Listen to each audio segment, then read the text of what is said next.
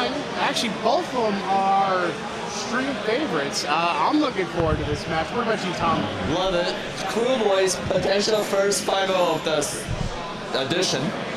But Might be the last 5-0 of the edition also. Very possible, but first off, James has to defeat the incredible Matt Robisch, a former Texas Masters champion.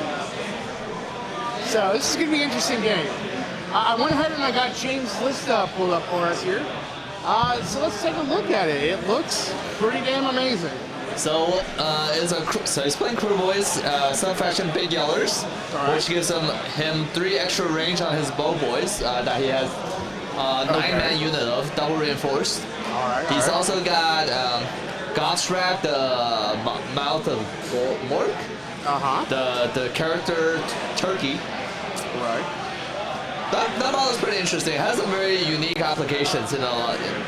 Okay, so like, what I'm looking at this, like, because not a lot of people know Kruleboyz. They're hardly ever get featured on streams. Yeah. What about them that makes them special? Like, what's their gimmick? What's their gimmick is the venom encrusted weapons. Okay. So any attacks Kruleboyz units make on a roll of a 6 does mortal wounds equal to their damage profile. That sounds pretty dang good. Yeah. In addition, that's like the favorite mortal wounds is very powerful. Yeah. Yeah. So Gobstrike is a 2-cast wizard. He also knows all of the spells in the lore of the swamp. Okay. Which is why you don't see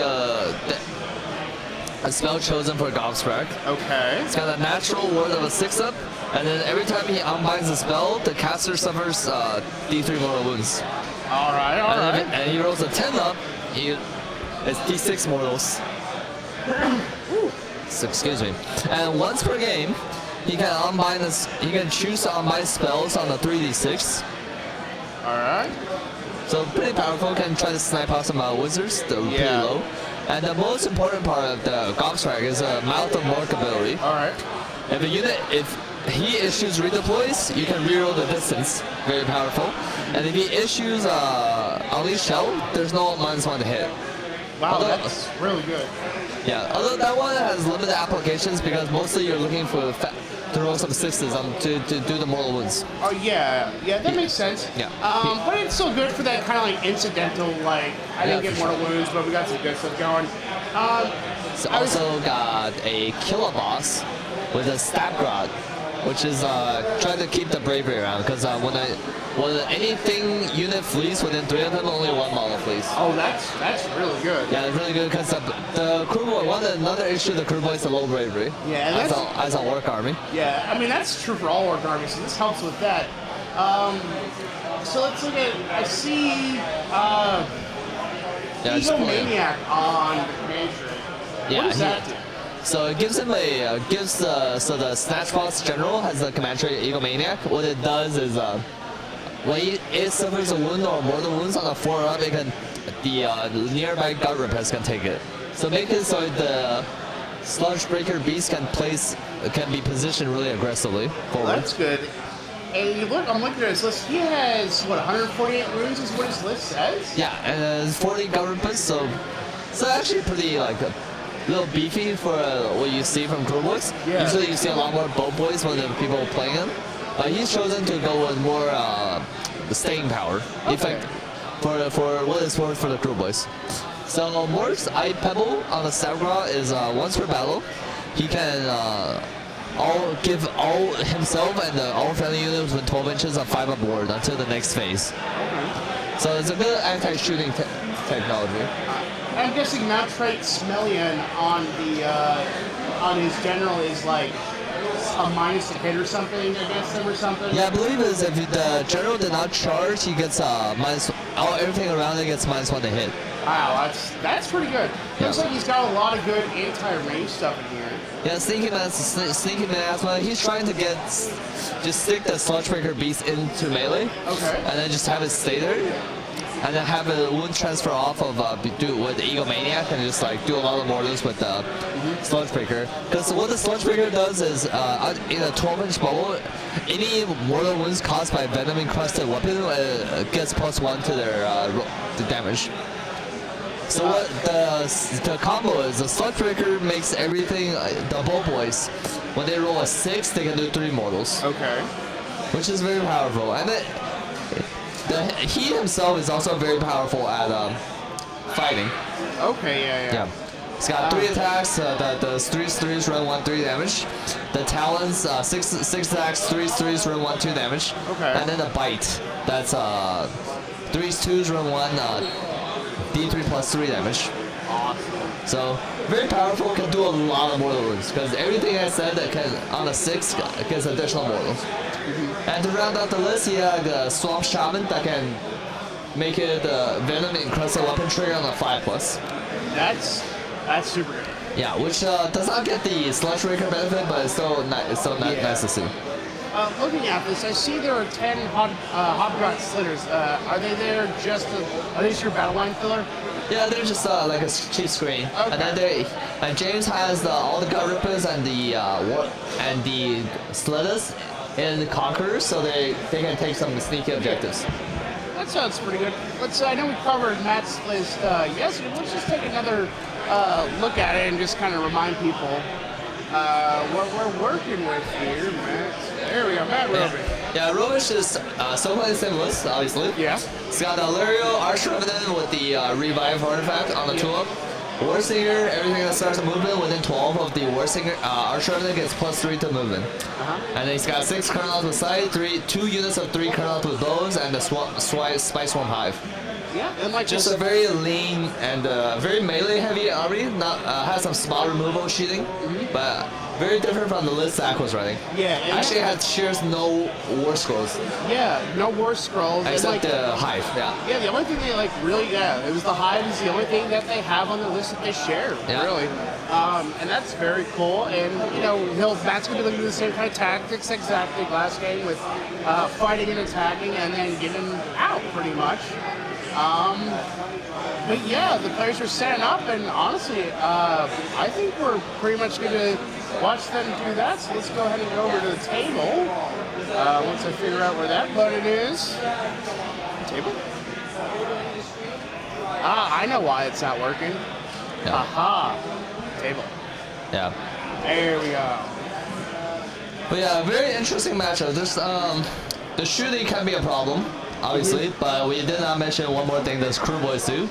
Besides all the poison and the stuff they do, they also have another battle trait, the Sneaky, the Dirty Tricks. So after players have received their starting command points, but before the start of the first turn, the Kruleboyz player can pick a Dirty Trick. Okay. And that can be -1 to wound rolls attack made by enemy units in the first battle round. He rolls 3 dice. On a 4-up, you can pick a terrain feature to make it a trap, and if the enemy walks within 1, he can do D6 mortal to it. Or you can do the Disappearing Act, which is roll 3 dice on the 4-up, one unit of what's it called? Mat that has not been reinforced has to be taken removed from the table and then deployed later on in the turn. Okay. One thing we didn't call it. So James West is using a grand strategy called Wog, which you told me on one that is a easier version of what's called take what's there. So you only have to have 1 unit. That's either general, I think you said, or Kruleboyz. I'll double check for you, but it sounds correct. Also, while he's looking at that, folks, we're playing close to the chest, all non-faction terrain is sinister. It's a weird deployment, so I'm actually going to go ahead and put my book on the table so y'all can kind of see what the deployment looks like. Yeah. The walk-around strategy just says, if the model picked be your general or a friendly battle line unit is wholly within your enemy territory, you get it. So pretty easy to do. James just has to one of his 4 battle line or the Sludge Rakers to make it across. Okay. And yeah, so that's the deployment. It's a little bit different than standard. It's like your Tetris L block. Yeah. And it's 9 inches away, so you're going to see people, players just bunker up on the corner objectives usually. Yeah, James is Houston and Matt is Austin. Yep. He's a weird knob. I think James is basically a weird knob at this point, though. He hangs out with us quite a bit. Yeah. Player just going over what the list does. Yeah. So it might be a little super sneaky.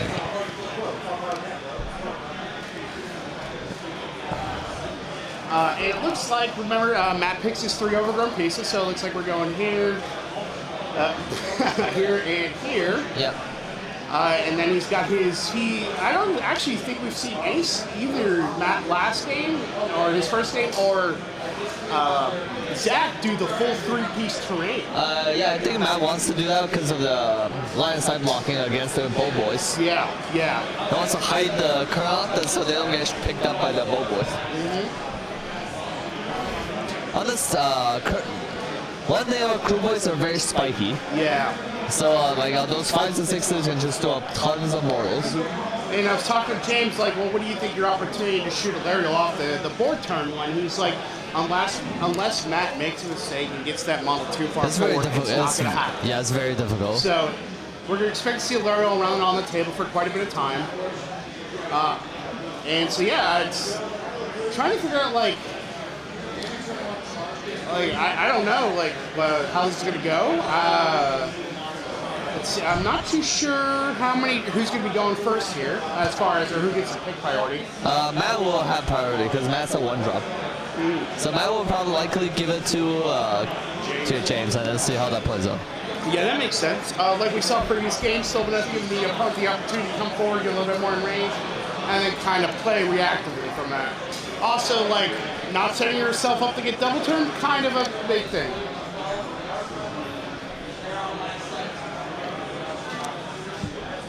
Yeah, Matt and Robisch is clarifying that the cutout there is gonna be out of line of sight from the Kruleboyz. Okay. From the big yellers, from the Bow Boys. So this unit right here? Yeah. Yep, so it's, yeah, so, and that's what's good about these players. They will declare the intent of what they're doing so that it kind of like, they don't have to get down and really look and like saying, all right, these guys are going to be out of line of sight, and the opponent agrees. It just kind of helps speed things up, and it's kind of a sporty thing to do. Yeah, and then the big yellers gets 3 extra range to the shooting profiles of all the Bow Boys. And on the battle round 1, he can reroll once. Well, that's really good. What does that bring the Bow Boys up to? I believe it brings them up, if they stand still, they can shoot 27. Well, that's that's a chunk of range. Yeah. Like, so, and again, remember, this, you can see right here, like with the map, like this looks to be about the midline right here. And, actually, no, we can see right here. This dice line is the midline, so Matt's range is kind of right out of it. And that's, what did you say, 11 inches? No, 22 inches? Yeah, it's about that, yeah. So about 27 should probably be right about here. Yeah. But the forest is good to just block line side. Yeah.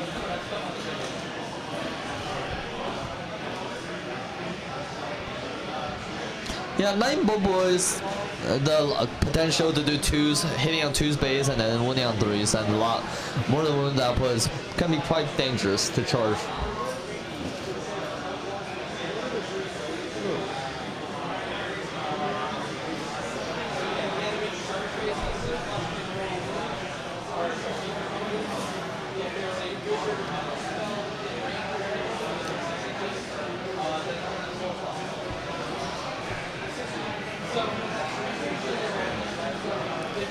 Players still deploying, yeah. Just making sure they both know what's happening. Yeah. Yeah, and like, that's what's great about these players. They'll tell each other exactly what each other do. Like, so there's no gotcha moments, nothing like that. It's just good, clean, honest Warhammer. Warhammer.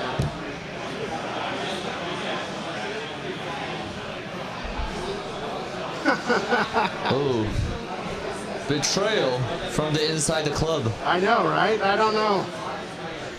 We may have to revoke the membership card there for that one. Yeah. You got awesome people rooting against themselves. It's amazing. I mean, I'm not gonna lie. I kind of want to see James win this as well, so we can have a Kruleboyz 5-0 in a major. That'd be that might break the universe. It might. It has never happened. Yeah. And the last time these two players played at Masters, James won by 1. Yeah, wow. It was. James was also running an Orcless, wasn't he? He was playing Ergo at the Texas Masters. Oh, right. Another greenless, technically.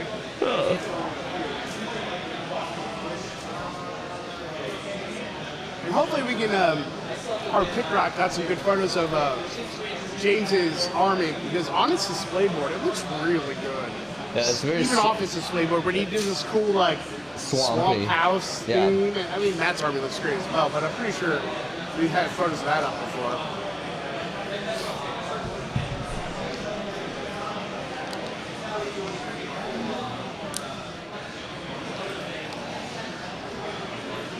Now, mind you, folks, I'm going to go ahead and pull up the parents so people get an idea of what's going on with the rest of the event.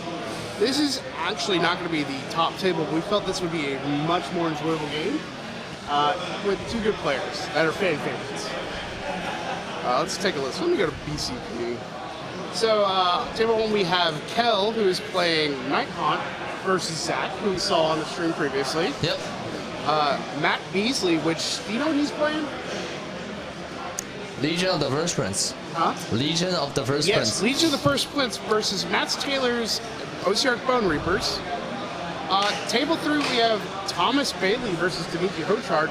Dimitri rocking Slanesh. He is not giving up on that army, and he should be commended for his perseverance. Should give up easier.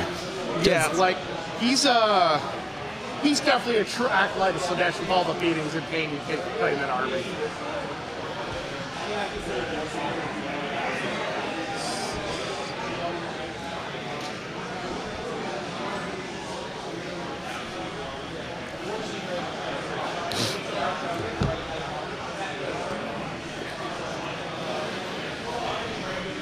James taking a sweet time to deploy his army. Yeah. The one thing I really appreciate about James, he takes his time. He does. He makes sure everything's right. And, like, I don't mind players like James who are taking their time, because it's not like he doesn't know the rules. No, he plays plays deliberately to make sure all the rules are followed, we're all on the same page. Even though he takes all that time, he still finishes his plays very good. Like, good, solid Warhammer. Yeah. He just takes more time to make sure the rules are followed correctly. Yeah. Yeah, I see James just deploying the 40 mans or the 220s. Yeah. And you see the Hopslog Slithers on the south, on the east side. What's this little guy right here? Shaman maybe, or whatever it is? I think it's just one guy that's getting deployed. Oh, okay. Yep. Oh, they're on 25s, aren't they? Yes.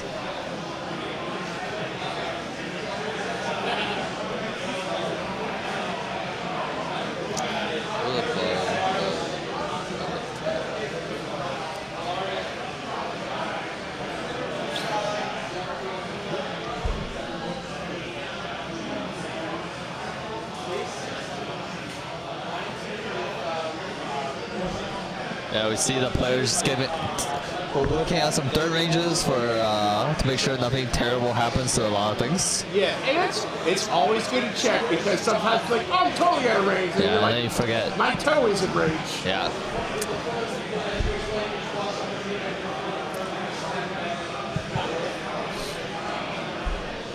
Should be pretty interesting. Matt's objective here is to try to take out the boat boys to make sure they don't do the damage from the down range. Whereas James is trying to put the pressure on Matt to make sure that he can. Yeah. If Matt was to retreat, he's gonna give up.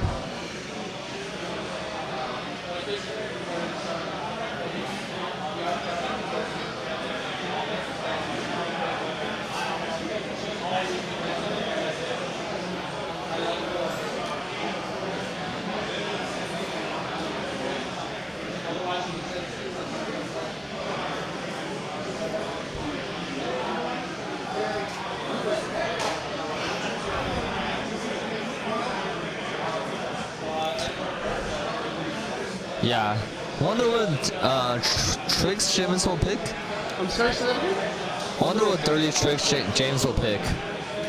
And then, he might. Covering him would be pretty good, because it will make sure that the bow boys cannot be shot turn 1. Yeah, I mean, it seems like a good one, but Matt really doesn't have. I mean, he has a shooting threat, but not as big. But yeah, here we go, the handshake. Yeah. So I'm gonna double check some things. Okay, go right ahead, man. Oops, sorry.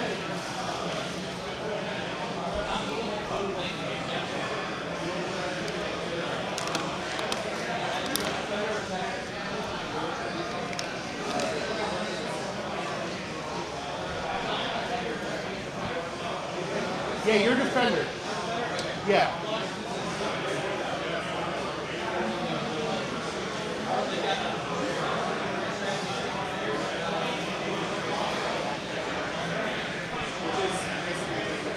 Wait. Yeah.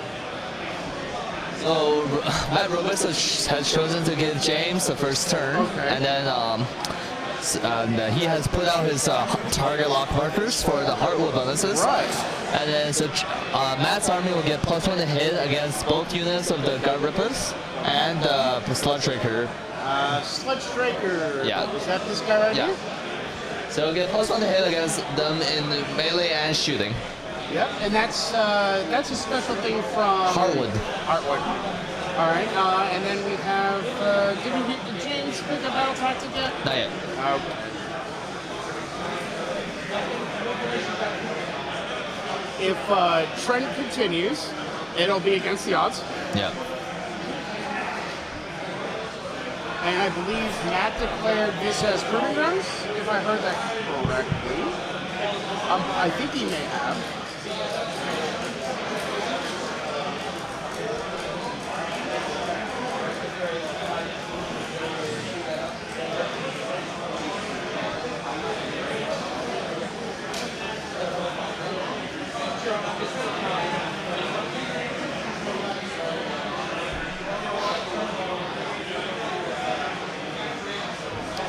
We got Tom over there taking a look at see what's going on, getting updates, stuff like that for you. Let's take a look at this. And James has chosen against the odds. Okay. So yeah, nothing too fancy. And then I believe, yeah. Yep.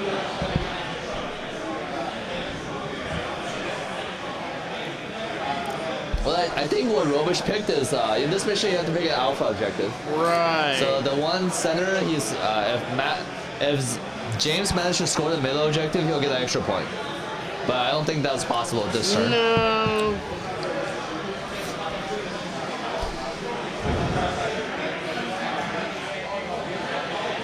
Cool.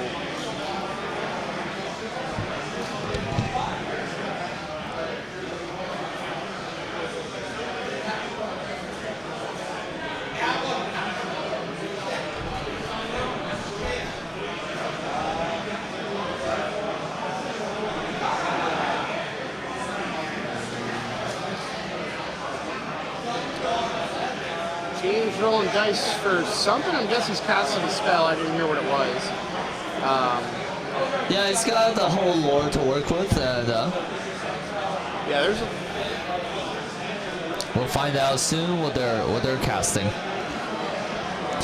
He's got a couple of good ones. He's got Nasty Hex, which removes war saves from a unit, which can come up later when he's in range for the, because it is range 12. Sneaking Miasma, range 18, and if it goes off, one Kruleboyz monster can double move. Okay. Yeah. And then the Choking Miss, pick a point on the board, and then everything within 6 is affected until the next hero phase, and they lose 1 attack. Okay. And then the Black Pit. You roll a dice for each model in that unit in a range of 12, and on every roll of a 60, take a mortal. Looks like James did something to move this unit up. I don't know if he moved into his hero phase already. I think there's not much in the hero phase. Oh, that's true. Yeah. Used to play and watching all these games where half the game is in the hero phase. Yeah, he's either choices like cast most of the spells all range, so he's got a Mystic Shield, and then he's gonna he decides to either poison or elixir. Okay. He's probably not going to be able to shoot anything this turn, so there's not much hero phase in the Kruleboyz army. Is this a 1-2 more? Yeah. Yes. So and then if you score the alpha objective, you get an extra point. Right. Oh yeah. Again, 1-2 more for folks who are not familiar with that terminology. You get a point for holding one objective, another point for holding 2 objectives, and an additional point if you hold more than your opponent.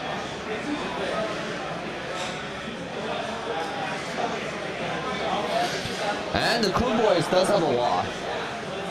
Oh. Once per battle in the combat phase, when you pick the general to fight, you can use the wall.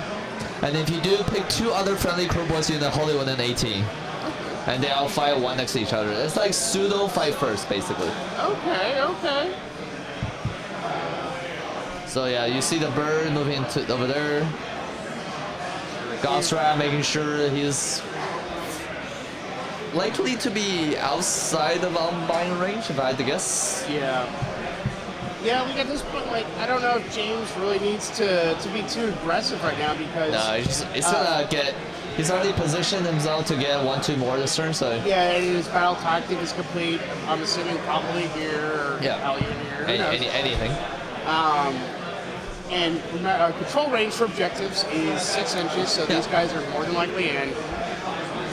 And here you see things that players normally not do. It's just like just don't inaction. It's just like you don't have to do anything. Yeah, like he's doing a lot by doing nothing because he's like, I can't score more than this. Like I got this. Like, and there's nothing really target of opportunity he can point at with his shooty boys.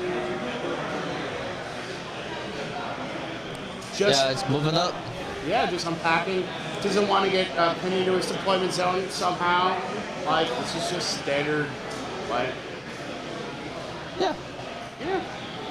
Should be a very, just like, quick turn 1. Yeah. I imagine we're kind of going to see the same from Matt this turn. Matt will be able to do a lot. He's gonna be able to shoot with his boulder curl. Otherwise, going to come walk 19, charge something, and run away. So Matt's turn is going to be very dynamic. Because Matt is the bottom of the turn, so he has to position around for a potential. He has to position himself well for either a double or to set himself up to give the turn away. That's true.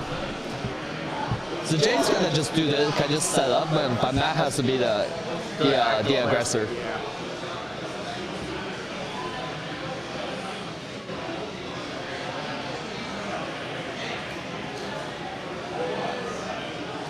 Yeah, you see the base troops moving up. Nothing too special. They do have the Venomously encrusted weapon battle trait, so they will do mortals. And then about 5 will save 2 ones each. Nothing too special. Yeah. And one thing for newer players watching that James is doing to kind of speed up his movement phase, he just measured these front 2 guys right here pretty much, and since these guys are in a like brick like this, he just moved the 2 up, and then he just put them right next to each other, kind of like how they were in their deployment zone. It's just something quick that you can do to speed up your movement.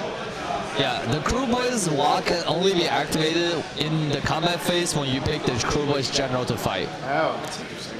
So yeah. But you could, based on this wording, I believe you could do it on either player's combat phase. Right. As long as you pick your general to fight. Right. Which for James, it is the Sludge Raker Beast.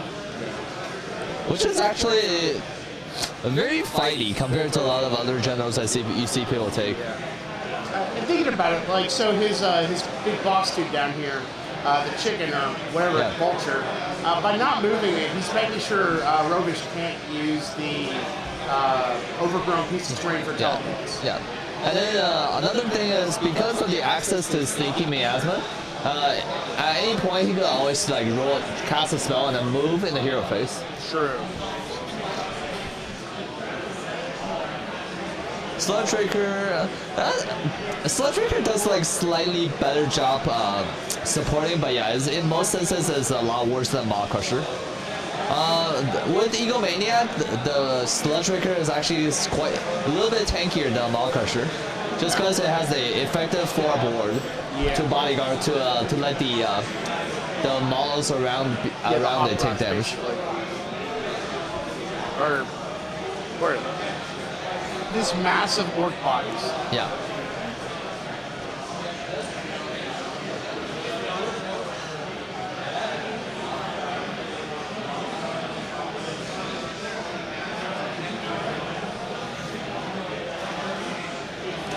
Yeah, very powerful. Surprisingly, I would say the Kruleboyz character models are all quite decent. They're pretty good price. It's really the troops that are kind of holding it down. That could take another look at. Yeah, I think we moved over to Matt's turn with. Yeah, it's just 5. Is and I believe James really has nothing much to do. Like, yeah, and I believe Matt's in against the odds as well. I will double check.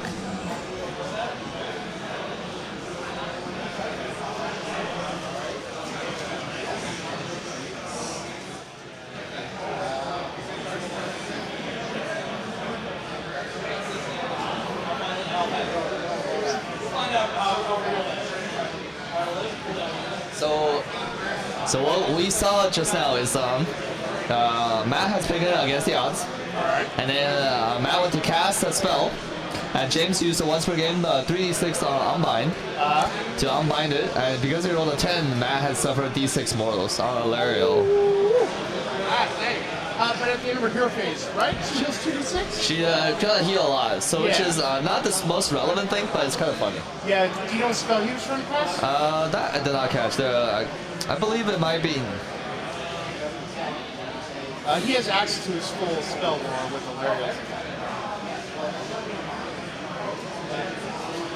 Let's see, dollars a case. I believe Alariel's is yeah, hero phase, just anytime in the hero phase. So, but yes, anytime James was able to manage to unbind both spells with Gobstrack, and then did D3 on the second one and D6 on the first one. Oh man! But Alariel was like the perfect kind of counter to it because she just heals herself. Yeah, 2d6 heal is strong. Yeah.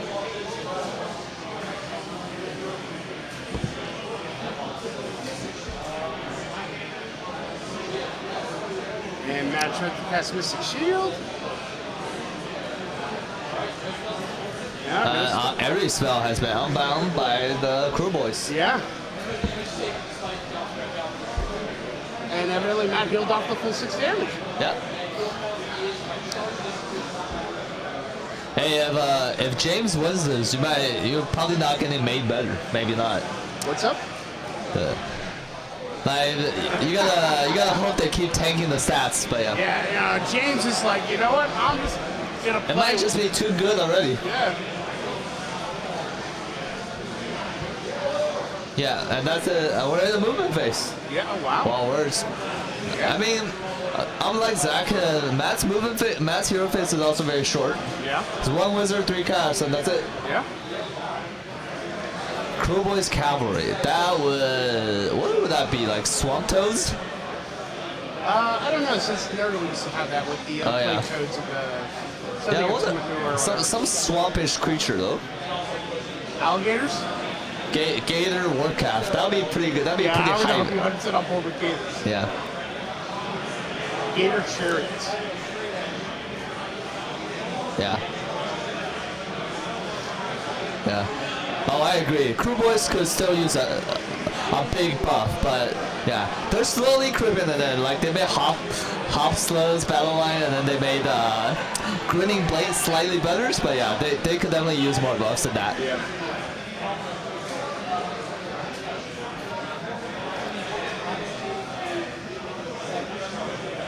Yeah, there's discussing if with the walk with the plus 3-inch movement, Chronoto will need a 7-inch charge, but he will get the redeploy opportunity. So we'll see how. But I guess in this case, the what's it called, the gut repairs can't really go anywhere. So it's probably just looking at a 7-inch charge. Yeah. And that it will wipe them completely. Yeah, like, there's no way they're gonna survive that. Yeah. So it looks like we're going in. Okay. Alariel doing Alariel things probably. She's gonna move 19.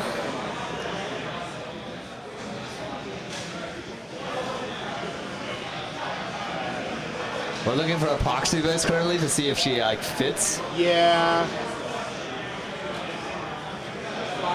I know Matt has one because I saw it. Oh, there we go. Oh, here we go.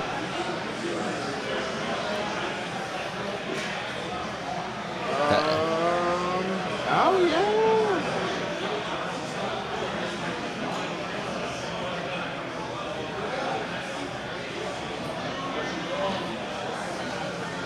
I think we're still in the measuring phase. I don't think anything's been committed yet. Yeah, I think Matt may have moved the terrain. Just don't let it seem to be personal. Oh no, I think it's just like within a certain distance. Yeah. Oh, okay. Yeah. So we're getting a judging ball to see, just to double check the measurements. There we go.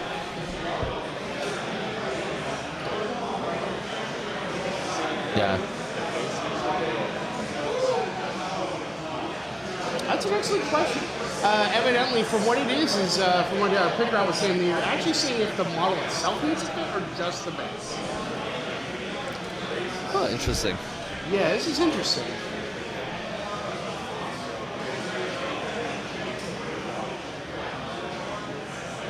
So it brings up an interesting conundrum. If you know, Alariel herself hangs off, but a lot of people do like cool extra things, like kind of expand the model's footprint, but not the base footprint itself.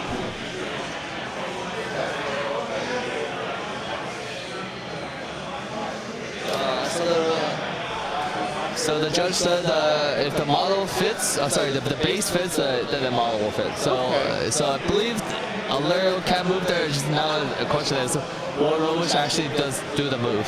Yeah. Oh, it looks like the move has been committed. Okay. So we have seen a redeploy. Okay. Yeah. It's a 1 unit point, so I was backing off. Yeah. Yeah. I'm just trying to think, what does that accomplish other than making like the 3-inch charge like a 5-inch charge? He wants to get the sludge breaker involved. Ah. Because the thing about Sludge Breaker Egomaniac is you can't really kill it in one go, and then it will kill you back. Although he does have Strike and Phase, he just tried to make sure. Yeah, but then it's other things that he may want to Yep. commit to attacking are not going to be able to. Let me pull the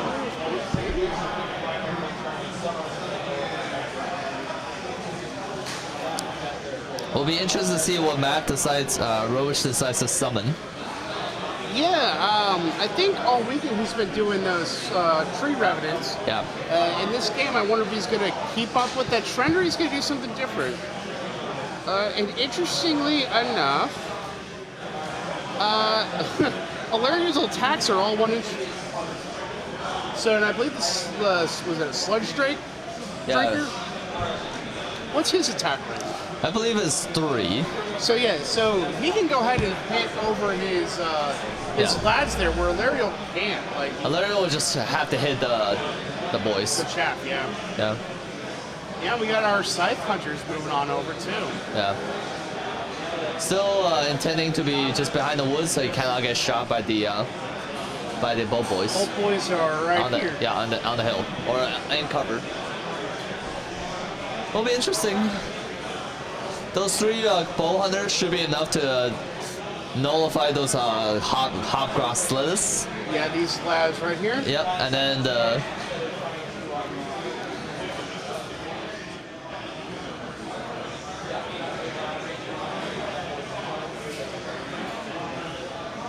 So you see the Arch Revenant moving to be right behind the Colonel. Yeah.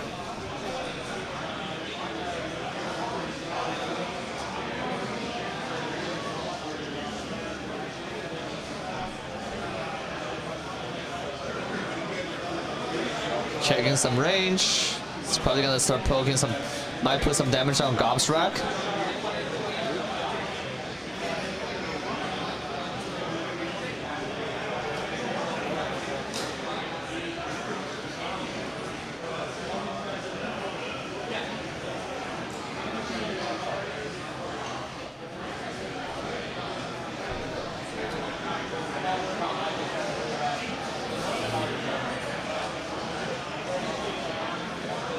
Yeah, I guess he's measuring the range between the far unit over here too, just to see. Just to make sure, because they are expert conquerors, so he does count us a lot on that objective. So I'm curious for sequencing. What do you think he'll shoot with first? The people who are closer, or these longer range ones? The farther ones. Yeah. Yep. Here comes a spear. I believe he said it was a salvo from the hops. Yeah.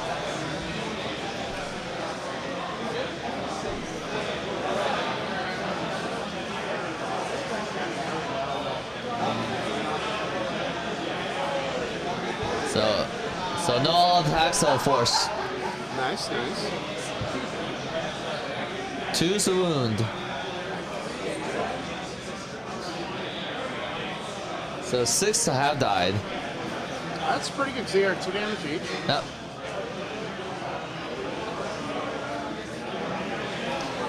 Looks like Matt decided not to summon. Interesting. I can see it. There's not really a reason to summon it right now, because whatever he summons will likely get picked off by the boys. You can't really hide so many things. And James measuring range to see which models he can safely pull off to keep as many within here. Yes. And you can see is like mostly like these front, I believe, 5 are still in. Yeah.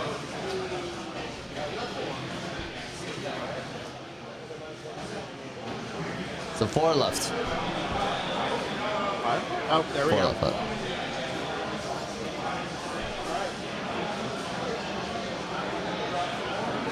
So now I believe he still has to shoot more to take the objective back.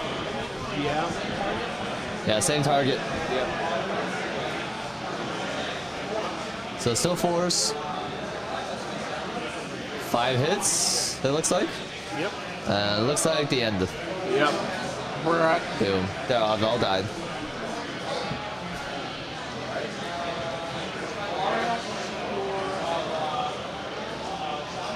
Hilario shooting the shaman. Ooh, okay. Mice would hit because I'm a lookout, sir. So 3s and 2s. It's gonna all attack, it seems like. This is a 6 damage spear. Yeah.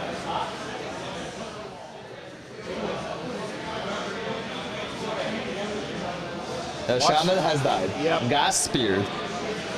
Which, So that's pretty big. It does so James can no longer poison, make it a 5-up. yeah, that's a huge hit. That was a good use of All right, 5 on the dice. 7 in charge. So we're gonna see potentially a lot of Dead boys. dead boys. Yeah, they're gonna be no saves, and then 5 damage each. So he's gonna be hitting on 2s because of the hardwood bonuses. Yep. Winning on, I believe, 2s also. And then monsters action potentially do D6 mortals. Yeah.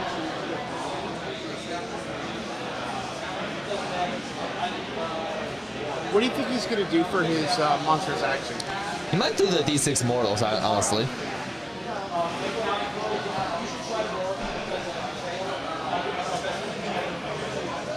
Yes.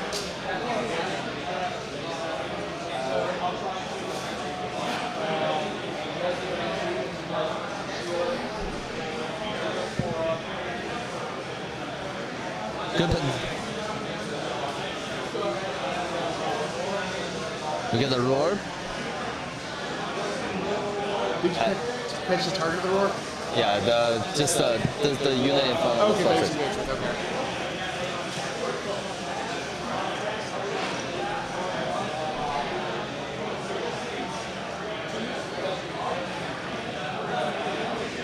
Hitting on 2s. Yep.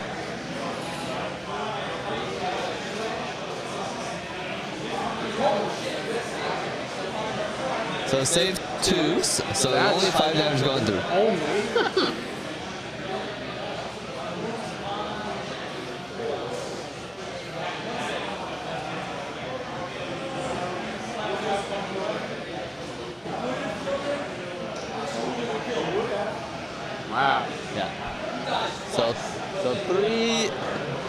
have died. 3 boys have died. Yeah. The roar was fine because he had a missing shield up on him, so if he did not roar them, they would be saving on 5s. Yeah. So I think the potential damage loss would be higher if he did not roar them. And this is really good for James actually because he doesn't lose any board space, so he's not gonna. If he gets a turn, he gets a push up, and yeah, losing the shaman hurts, but it's still like not a bad spot. Yeah. So now they'll. I believe Matt will score 4 points. Only 4? Yeah, because he only has 3 objectives. Oh, you're right. And the prio. Yeah, this is gonna be a big one here. This actually went a lot better for Matt, for James. Yeah.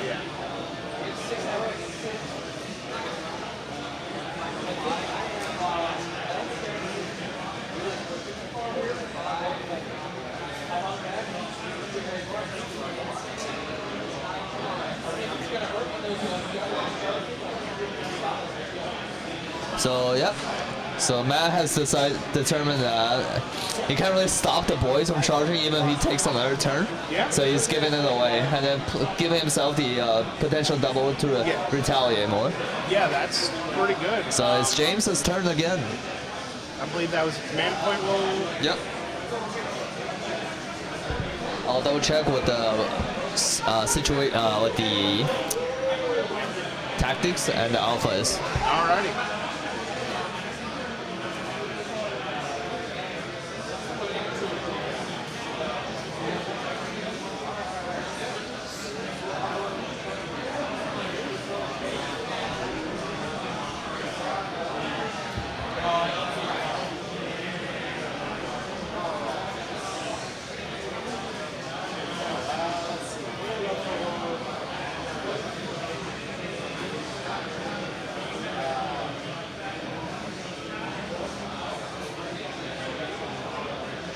James right now just kind of thinking through his turn right this second.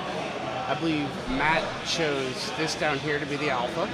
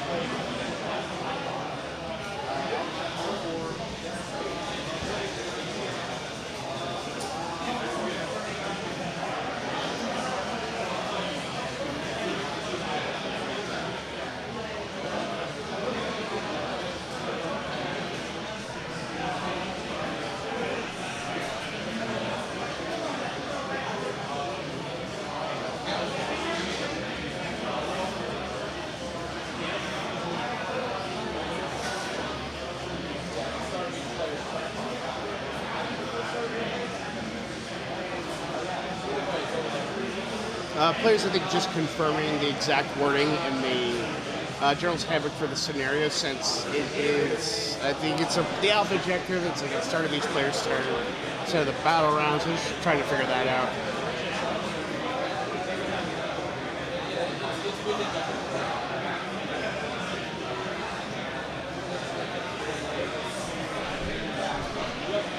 So Matt has given the turn away. All right.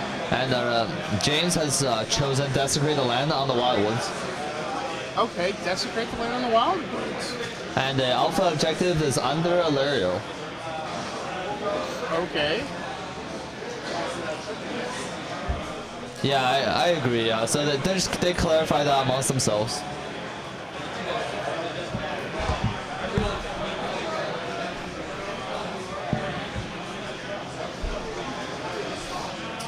Some interesting things James can do. He can getting 5 this turn will be slightly harder because he can't really push him. He could go all in and try to push his whole army into the turn up, but that's fishing for a lot of 6s. Yeah, that's a whole lot of So you have to fish for 6s, and then it's not even that's not that super likely. The issue really is that both boys don't have good targets. The woods Matt Robisch has set up is doing a really good job of blocking line of sight from the.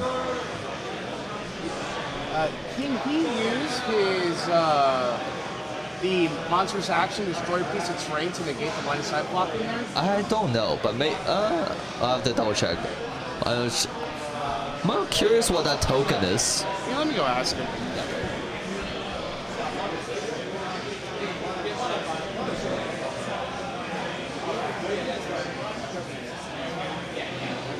Choking missed. Okay. Yeah. So the choking miss has went off and is affecting Alario, the bow curn off, and the side curn off.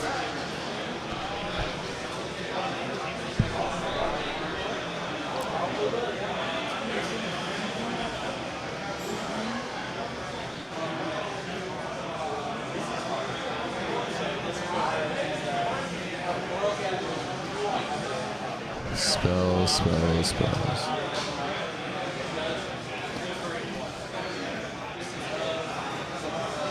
So yeah, all three of those units will lose one attack, which is really big, and they cannot run. That is really good. Yeah. And here we see a redeploy, a big roll. So nothing is gonna get alpha out this turn. Yeah. But James is still doing his passive battle tactics, so just move stuff in, and then I believe it's looking likely that he'll only score 4 points this turn. Yeah. Oh, I mean, still puts him in the lead. Still keeps him in the lead, though. Yeah. This mission plays kind of like a Pharaoh Foray did in the last GHB in a way. Not a burning objective, but you do get to farm alphas, and then. But you're gonna win the game with small leads. Sludge Raker has made it into the forest. Yep. Yeah, he's definitely gonna have no problems. And you're gonna see a very fast turn too, because there's nothing to do for James. Move up, don't charge. Yep. Store 5. Yeah, you can't charge, yeah. Or store 4, rather, I think. Yep.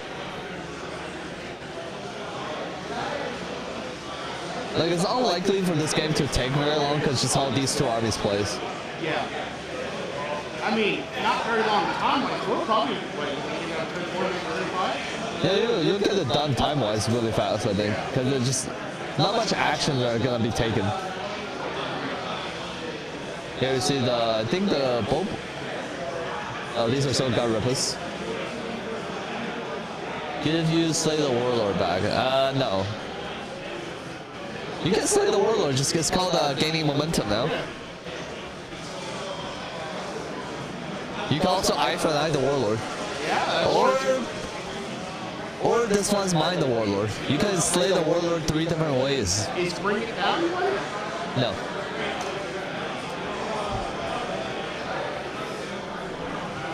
Oh, the bird.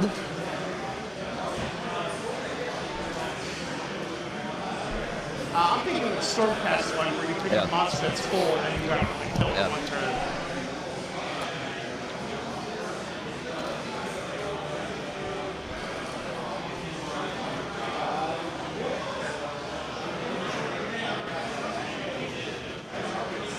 Yep. We're in the charge phase. All right, let's see. Big charge.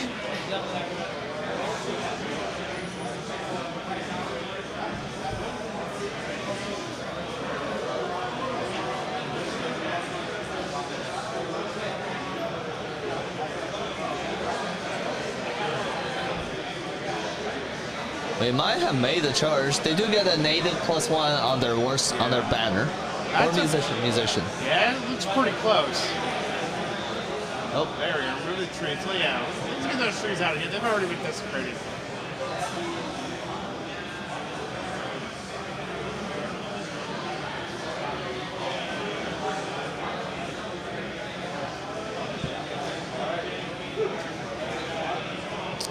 it looks like it was almost in, but but slightly too far.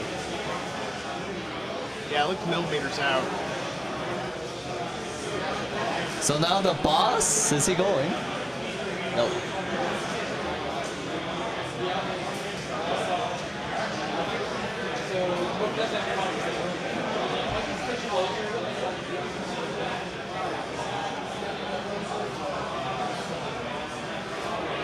It'd be interesting if he goes for that charge, because Egomania has a range limitation. Yeah, that would be a very bold charge. Yeah. Even with the choking miss minus one attack. So it looks like we're done with the turn. 4 points. Alright. And then we gotta take a look. There we go.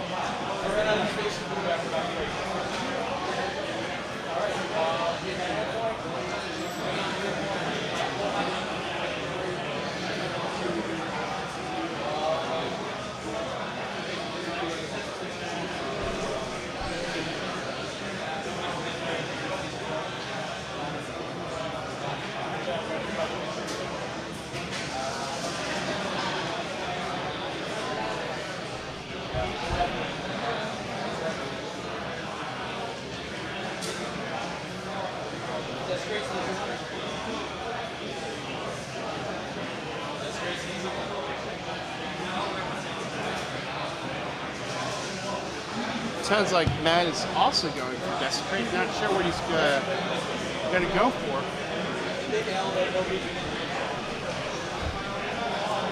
Yeah, player kind of just ping-ponging back and forth each other. Matt Robisch has chosen Desecrate the land on the top right wall object terrain piece. Yeah, and then you're just gonna see some this one. Right, it's just different. Yeah. He could also do the top right piece if he wanted to, but Yeah. Oh, right, because of the deployment zones, they're the Tetris brick. yeah. That's it. So it'd be interesting to see if Matt wants to go into the brick. I would personally go in and then teleport out. Yeah. I'm trying to think what's the risk here. No, there is no risk. Like, He's gonna be 1 point behind still. yeah. Let's see how L'Oreal's spell does. Yeah, let's see if she gets any spells this turn.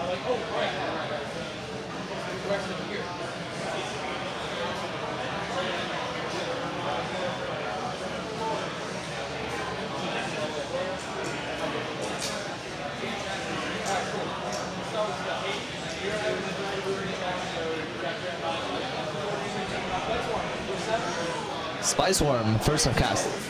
Miscast, so we're done.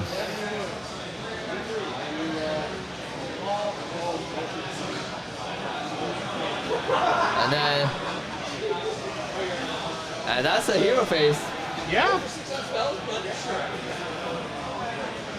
Neat. Yep. That happens. That's dice for you. Yep. Tune in next turn to see if there's any spells that goes off anywhere. On the next episode of Matt Ball Z. Yep. So the primary objective is one behind 1,000 models. Okay, yeah. And now we're in the movement phase. Hey, Illyrial walking places. Yeah.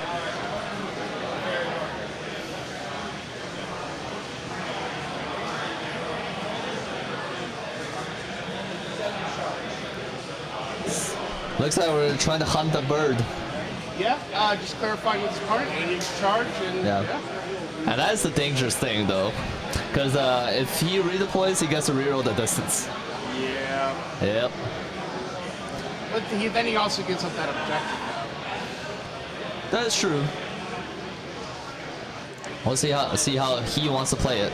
Yeah. It's interesting. If he stays there, he still has the objective, and he has his stinky aura, whatever it's called, right? Yep.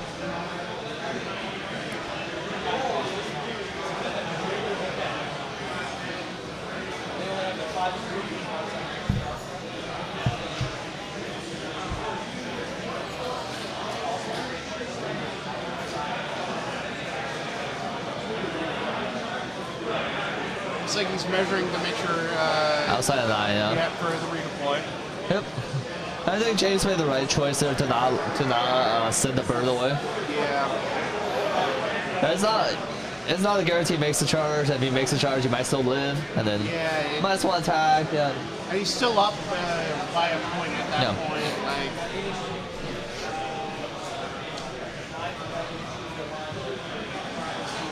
Like, you have a question? What's your question, Irish Warlord?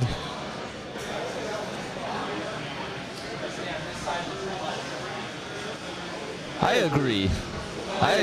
Gobstrak should live. yeah. Even with some potential planking shooting events, the bird is probably likely. Yeah. Can a Swamp Collar sacrifice his Grot to stay alive? It might have, but that was one spear ago. Yeah. The one thing that could sway the math, see zombie is the spear. The spear, if it connects, it could make the math a lot in Matt Robisch's favor. Yeah. Yeah, because Lario's not really super fighty. He's gonna have 3 attacks with the antlers and 3 attacks with the bundling. He still has to make like a 43% dice roll still on management charge. Like, Yeah. If it's anything like his casting, nothing's gonna happen. Yeah, like Yeah. Matt spent all his dice luck on the game that was on stream yesterday. That was brutal. And let's see, and the Gobstrak is 14 wound on the 5 of the save, so anything that connects will go through. Yeah. And 6 of board, so. And probably all defense, I guess. Yay. Yes, if the bird lives, it might be some gnarly things that could happen to Alario. Yup. Especially on a bottom turn situation. But Alario does have the benefit of she dies once, she can come back. Yeah, and that's since we're round 2, that'll be 4. yeah. 50-50 chance. Yeah. Actually, is it based on the turn she died or the round it is? The round is, I believe. Because then would it be a 3-up going to round 3? Let me check. I believe we're summoning now at the end of the movement phase. Okay. What are we summoning? I'm not gonna lie, I'd kind of like to see summon some more Kurnoth Hunters. I think so. Although the tree reps are still pretty good at just stealing and staying on objectives. I mean, I know it's the correct call, but in my heart, I want to see Kurnoth Hunters pop out. I see, yeah. Oh, a new summons. Oh, man. Roll a dice. So when she dies, at the end of your hero phase, you can roll a dice. On the 6-up, she comes back and you add the current number of battle rounds. So she will come back on the 3+ next turn. Yeah, that's pretty spicy. Yeah.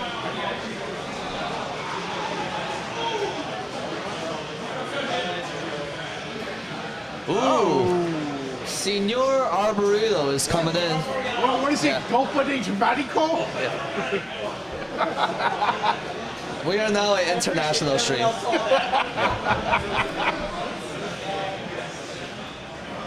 I agree. For 840 points, you should do more than miscasting and getting hurt by the silly bird wizard. Yeah.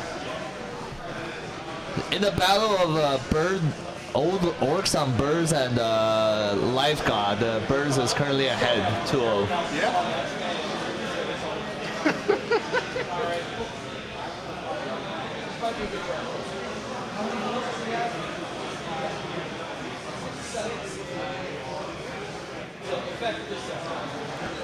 It's time for the spear. Yeah. Yankee?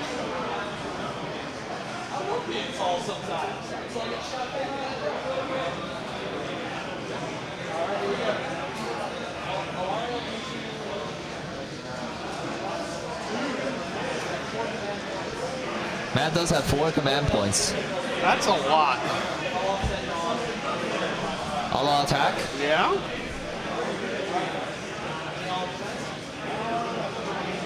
Looks like we're shooting the killer boss. Okay, I see. 6 damage. That's...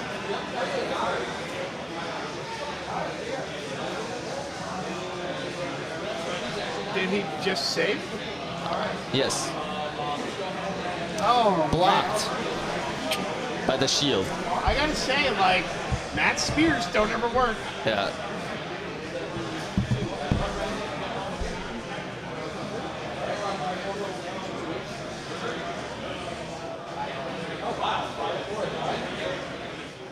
The pebble has been popped this turn, so everything gets a 5 aboard against shooting. That's pretty good. Which is the correct choice, because next turn we're in combat. Yeah. So we're shooting more Garipas. Yeah. More if the Tree Lord shot yet. The Senor has not shot, yeah.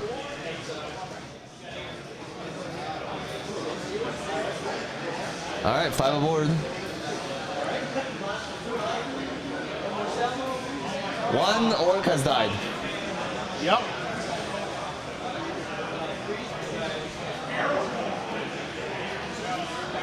Threes and twos.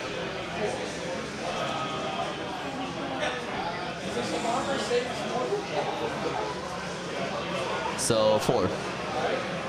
So we have lost 2 orcs. Yeah, orcs, dude, they be like, come Just at me, bro. 6 Come ups. at me. Just 6 ups.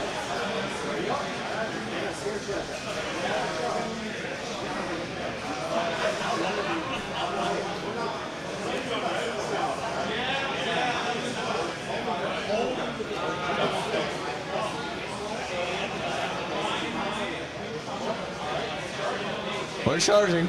Charge. Again, the orcs be like, come at me, bro. Yeah. So 5-inch charge as it looks like. I believe we are in there. Yeah. We're gonna see a bit more orcs die this go around. Yeah, unfortunately do not have the war saves anymore. It's only for the shooting. And these are the guys that he has his targeting locks. Yep, so it'll be 2s and 2s. Yep. 2s, 2s, rend 3, 2 damage. Unless he decides to give him +1 rend and just be like, don't even worry about it, bro. Yeah. Unfortunately, the Kruleboyz save stacking technology has not reached that level yet, so we're just gonna get slapped. Yeah, because what are they, 4-ups or 5-ups? 5-ups.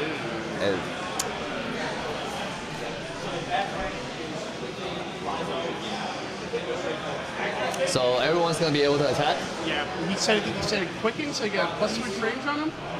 No, they have reach. Ow. Trees. Yeah.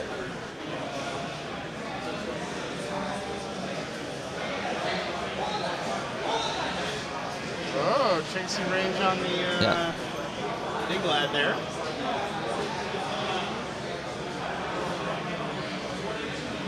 So we're just doing some pile-ins real fast to see if he wants to do some unleash shells maybe, or just to make decision making easier.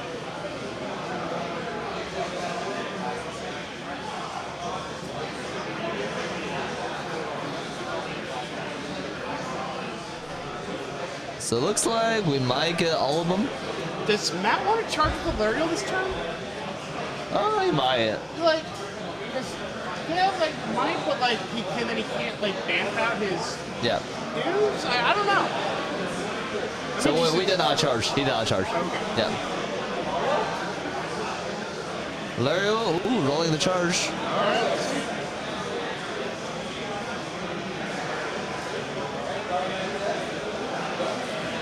All right, the beetle is in. In the food chain, according to the laws of nature, birds are superior to beetles. True. So we'll see how that works out in this situation. Well, if Matt decides to keep on the trend they're on, that'll be very true. Oh snap, we're back. Oh yeah, we are. We got a bot bat in here. I still don't know how to ban him. Yeah.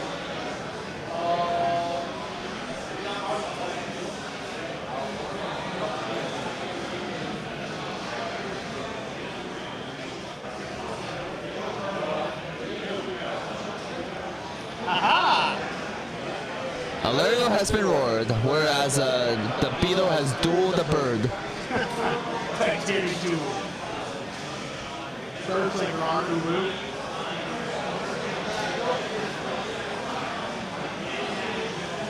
Ooh, choices. Yeah, I don't know where you want to go with first.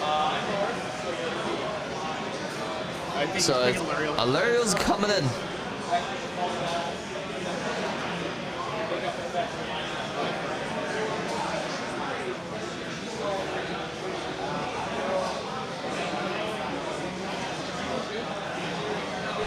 So 2s and 2s. Yep. Less attacks because Choking Mist is still on all those units. Yep. 10 damage. The bird is taking it. Got 9.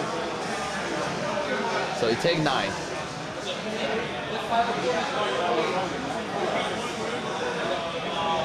Ooh, the insta kill could be in play. It could be.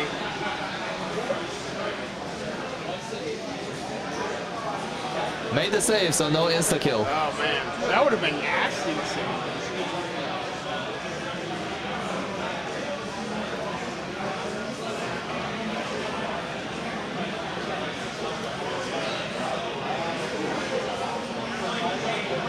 Five wounds left.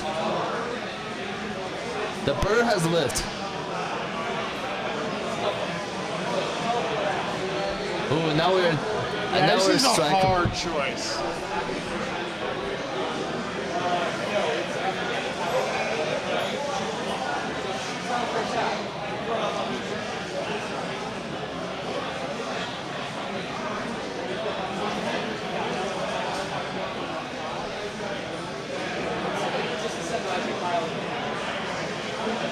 Keep damping out the beetle.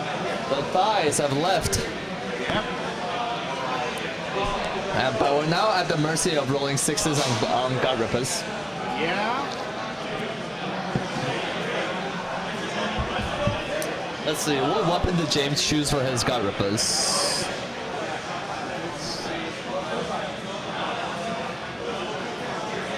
They have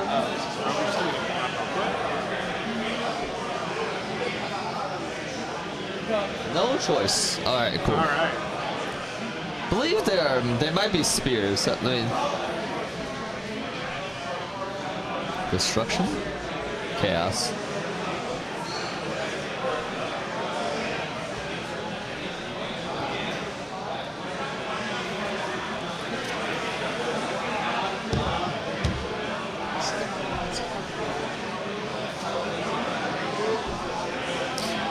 They were modeled with spears, so they might still be spears.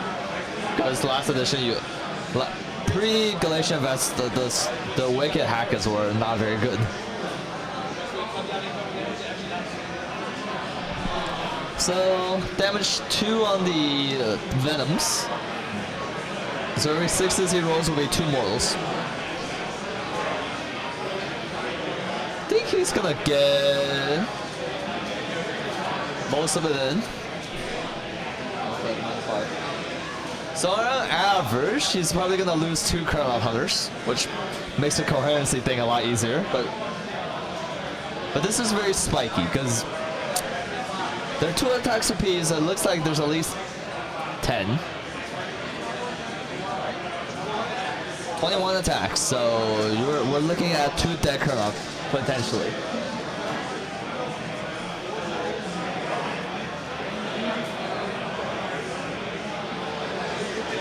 And only 4 mortals.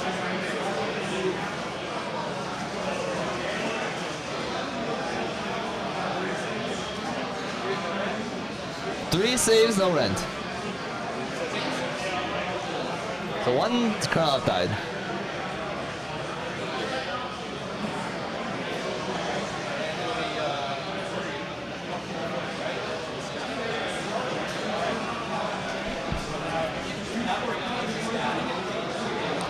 Now the real issue is that he has to stay outside the range of the Sludge Raker with the choice of.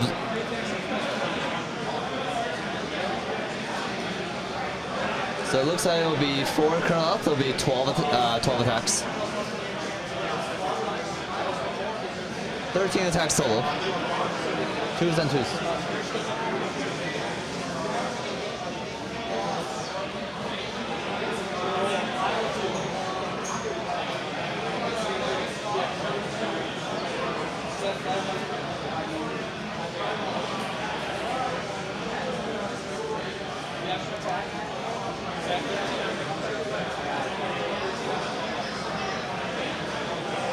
kind of interesting. I don't know if he forgot the hardware bonus, or there might be a -1 hit modifier somewhere.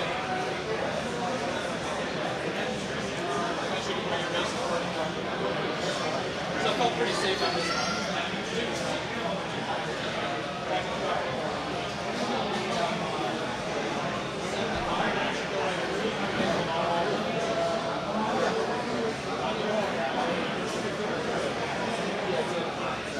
So 7 goes through 14 of them. 14 damage, so 7 orcs will die.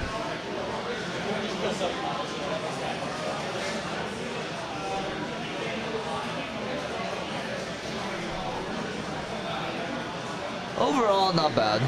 Emma's record going to last match, she is X1 playing against Bill Souza in round 5. In fact, I'll double check that for you right now.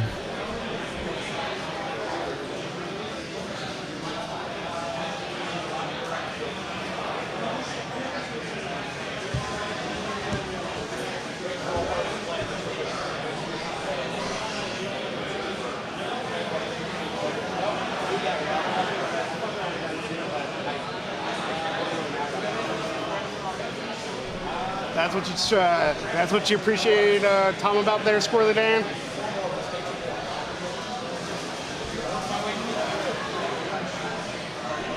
There's a reason they're marked. I know this is going to be a project.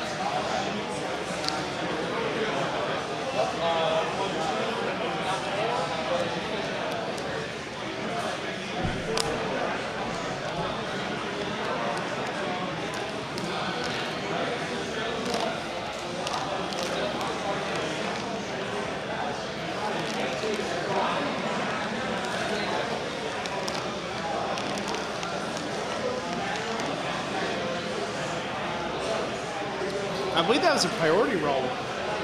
And James won, and I'm not sure what he's doing.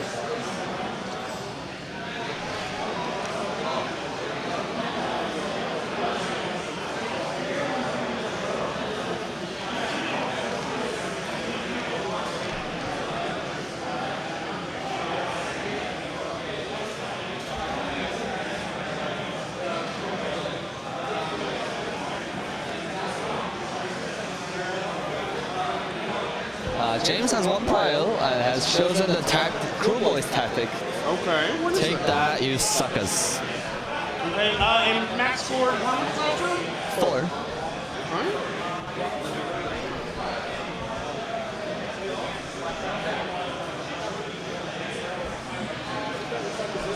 Take that, you suckers.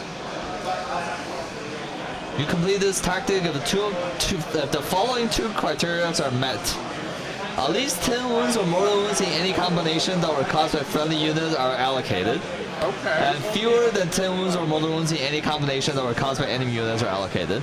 Okay. So you have to do 10 wounds and you have to take less than 10 wounds. That's interesting. Yeah. Is it wounds and mortal wounds or just Both. Both. Oh, wow, yeah. Pretty safe bet with the... Now the bow boys have to shoot things. And Yeah. the sludge wreckers... So the sludge wreckers are gonna murder that unit. Yeah. And that's gonna put Robisch in a very bad position. Because is Lario on range of these lads now? No, they're just gonna shoot the Kurloff. Okay, yeah, it's still a good shot. 9 shots, or if he's gonna move, it's gonna be 18 shots, 19 shots total. Wow, that's a lot. Yeah.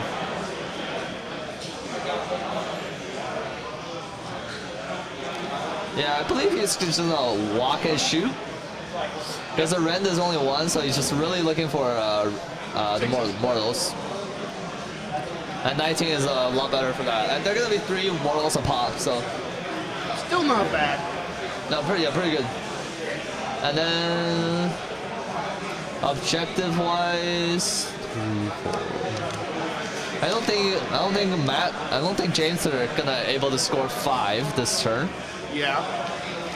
So it's gonna be just 13. Yeah.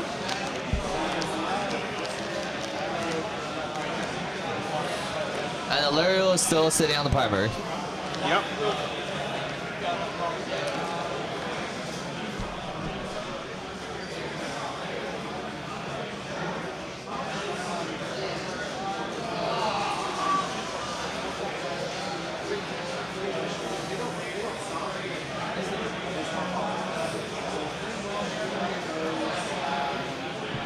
We'll see how James wants to play it.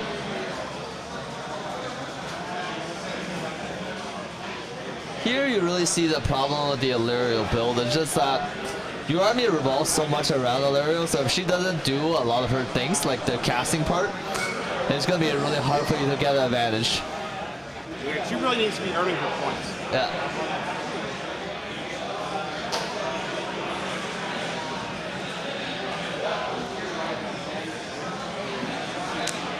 I guess the good thing is, though, with how late in the game we're starting to get going in round 3, Yeah. pretty much guaranteed to get Illyrio back if she dies. Yeah, it might be too late though, because she's at this point James is not going to try to kill her. Yeah, that makes sense.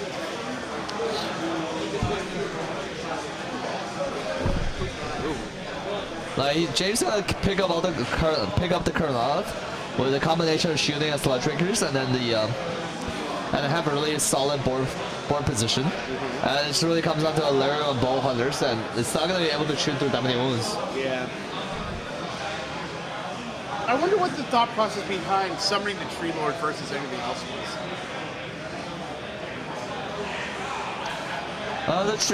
But it's probably just to. It is interesting. It's the monster's action is pretty powerful. The fight lasts. Yeah. Yeah, it's true. Yeah. The issue here is the Kruleboyz Watt's gonna come into play right here, where the James's whole army's gonna fight before Matt's gonna go, and then there seems to be a lot of potential for more wounds. Yeah, that is gonna be rough.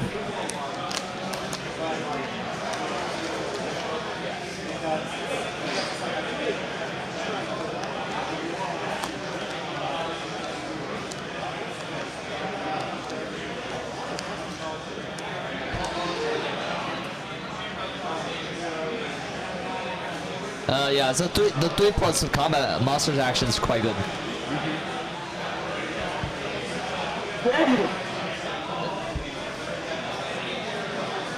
Jamie just measuring to see where his last unit of slip got rippers wants to go.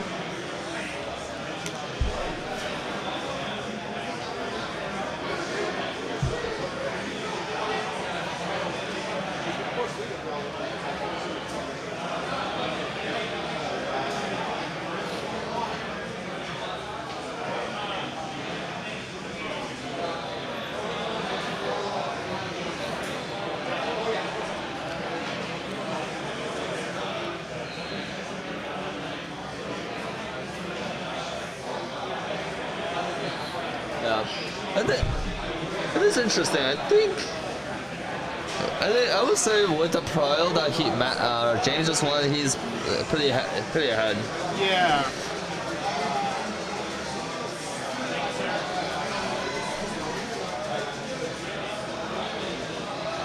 Looks like a finest hour token. Yeah, that should be my guess is best day ever. Yep. Heroic action, so the Revenant gets a CP.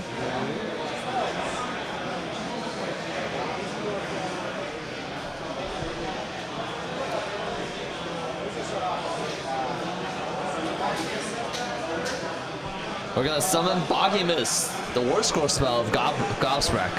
Okay. Whole army and 1 off, so it's -1 to charge for Matt's whole army. Not the most. Kruleboyz spells are not the most game defining, they're just very annoying. And it adds 1 to the charge for Matt, or for James, and subtract 1 from Matt. Okay. Probably more looking for the plus around his. Yeah. Makes the 3-inch charges, can't fail the 3-inch charges at that point.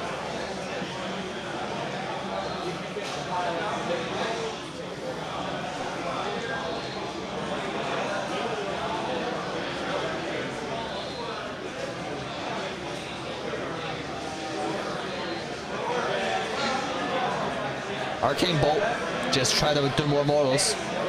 And has been unbound.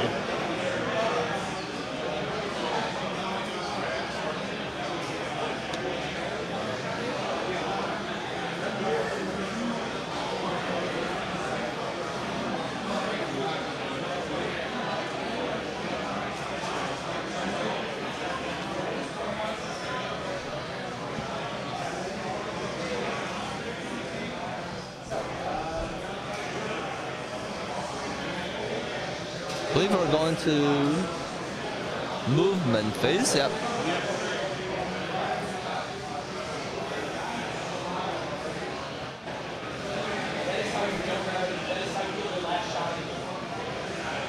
So it looks like we're just moving. Yeah.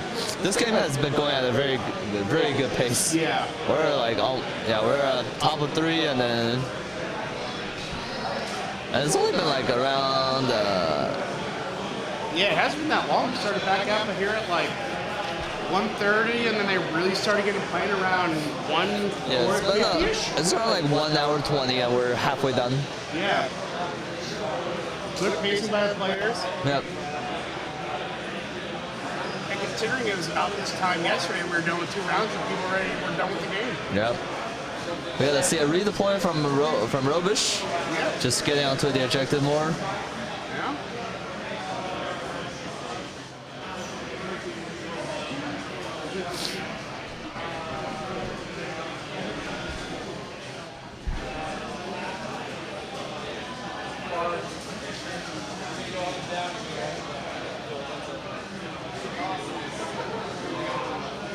Okay, James moving up in the force, it looks like. Yep.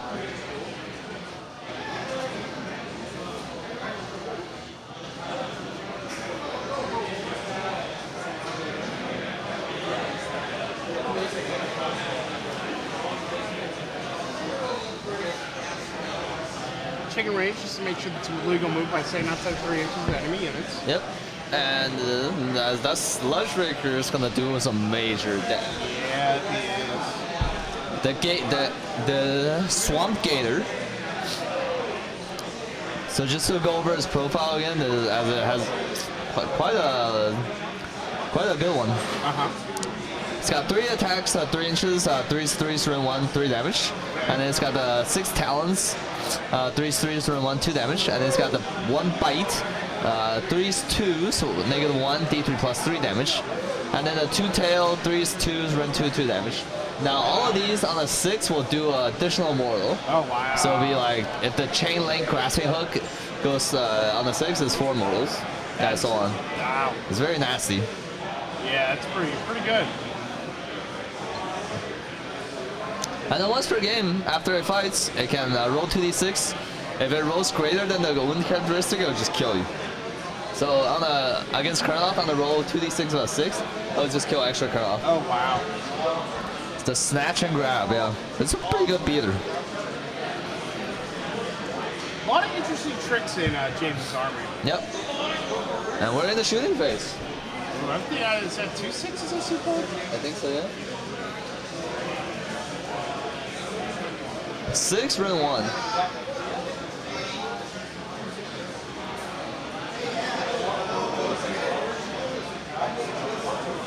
So 6 damage total. It's 6 up work because he's near his overgrown train. Yep, yeah, and he did not charge this turn.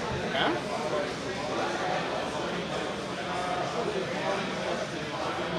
So 1 Chronoth dies and 2 more wounds. So to satisfy his battle tactic here, James has to do 4 more wounds and take less than 10.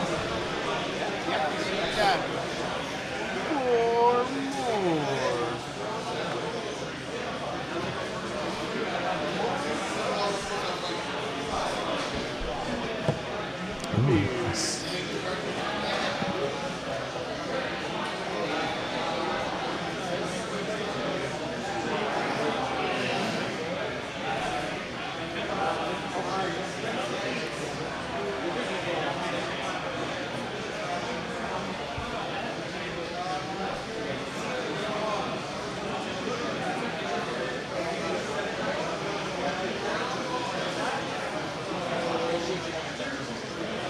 Oh wow, that seemed like you made a pretty big charge there. Yeah.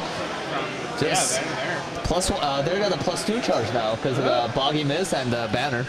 Yeah, that's pretty good.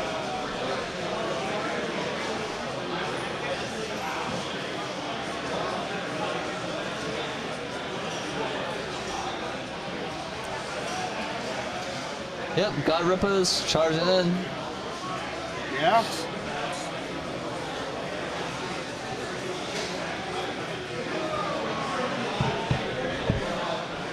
Yeah.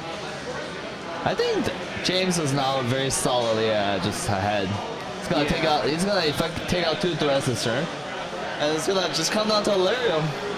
Yeah. The queen. Alario and Treeler. Yep. And 3 more bow hunters. Yep.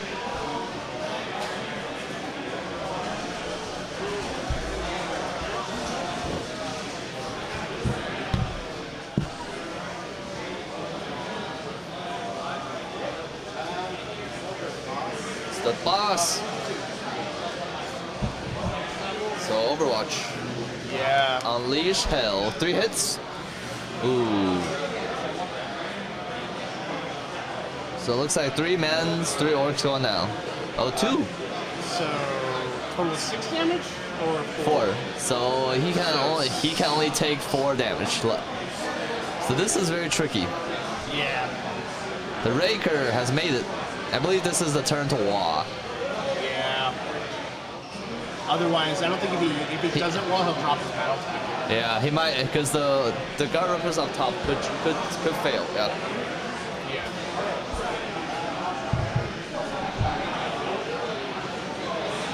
The roar has happened.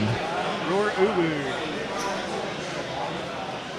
Yeah, the Wah has been called.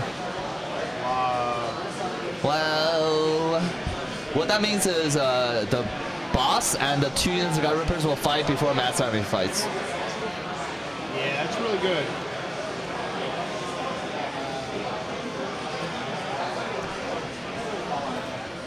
All attack, so 2s and 2s on the whole profile. That's who's he going with first? So look at 2 6s, so that's 6 mortals. Okay.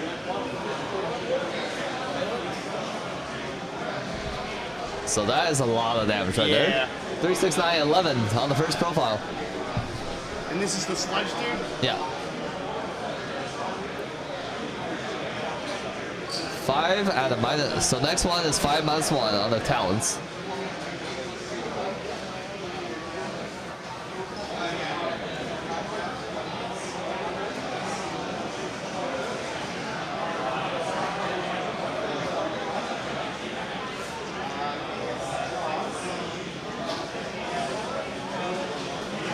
The bite.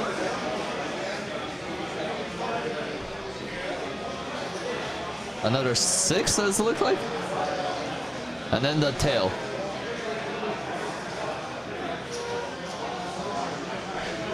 It's actually a pretty normal amount. Yeah.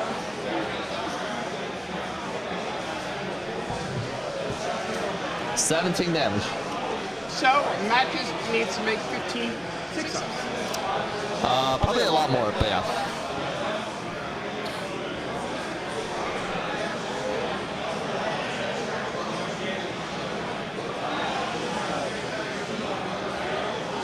Thirteens, damage goes through.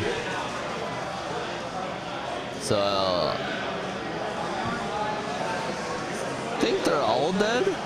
Maybe one has 2 wounds left. Yeah.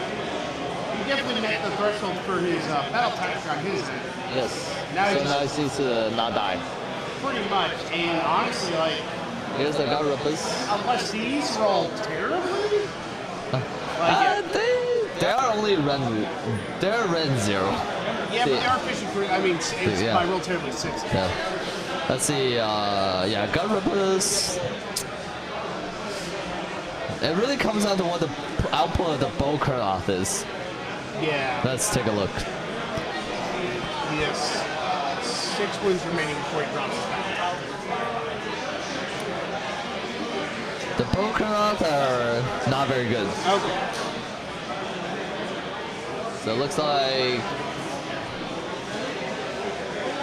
no 6s, or maybe 8 mortals. They're all dead. Yep. Poison. That's big. The Like, Kruleboyz spike. that was Matt's, like, Now is I think there's 18 of them. That's 36 at 37 attacks. They might all die also. And that's gonna be big. yeah. Because I don't think the regular treatment's all that fighty. I don't think he's got an okay rope. It's got a lot of damage 2. It's got 5 damage 2 attacks and a 2 damage 3 attacks. The math are just not there to kill all the boys. I'm still really interested on the choice to summon the Tree Lord. We're gonna have to talk about it in the game and see. Yeah. Yeah, that's. I think all the boys are getting in, Yeah. and that's and now it's a 5-point-er for James. Yeah, they're GV, so they get the extra movement, right? Yeah. And I also think he still has spears on them, so they're 2 inches. Because he built them before the G. Oh.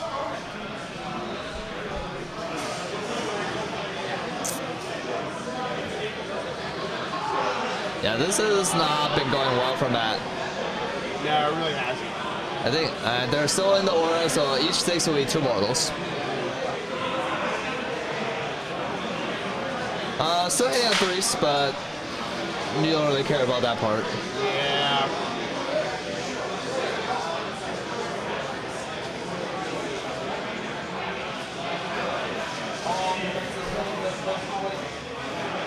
All defense, but we'll see if it matters. Yep. So 6 mortals.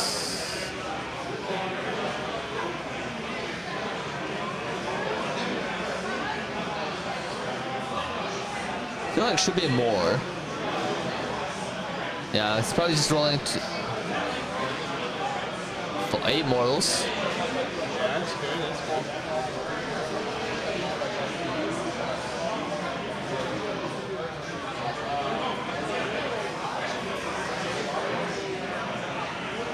This is the Wildwood trigger that does D3 mortals. Which could come to bite him. Yeah. Did we see how many rolls he took? No models are pulled, so not many. We'll find out very soon, though.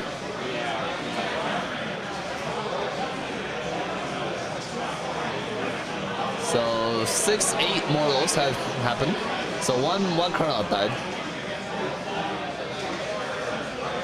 Yep. And now 6 attacks. So if Matt connects with every one of those and wins every one, if James fails all the saves, it could be bad. Yeah. And he still has to trample underfoot afterwards.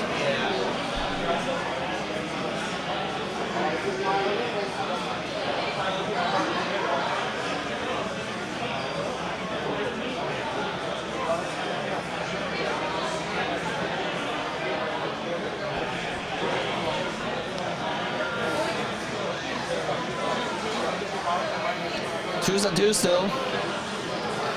Oh, we missed 2. I think the tactic is safe. 2 saves.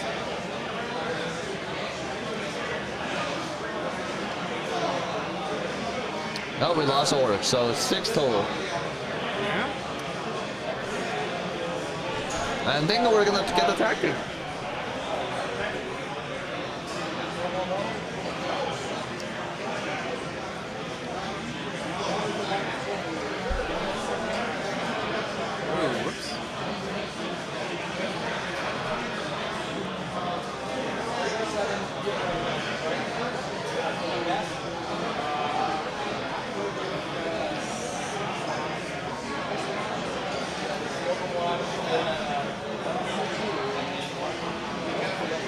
So the tactic has been satisfied. All right.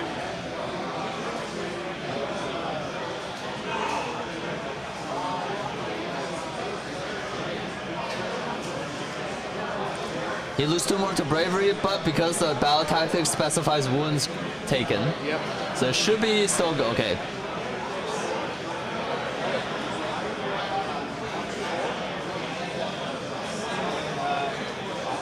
So 5 points for James. And we need to mount a combat campaign. Yeah.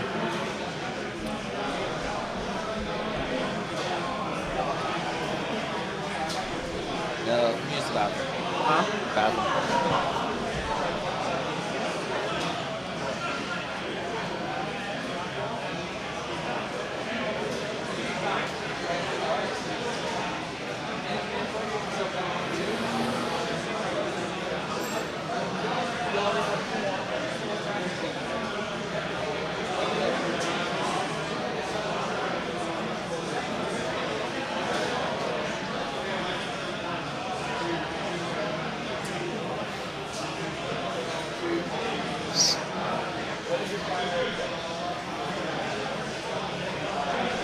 is figuring out what his primary objective is.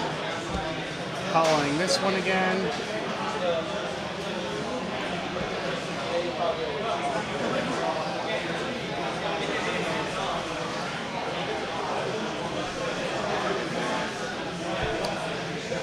James right now just measuring things out, making sure that Alero can't do anything cheeky and fly over to snipe an objective. Because she's still at full, so she has her full movement profile.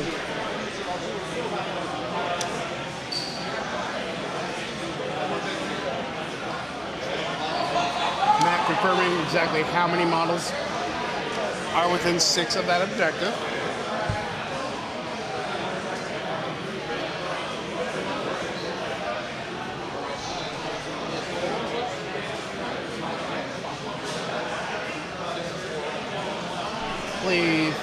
Matt was asking how many wounds this model has left.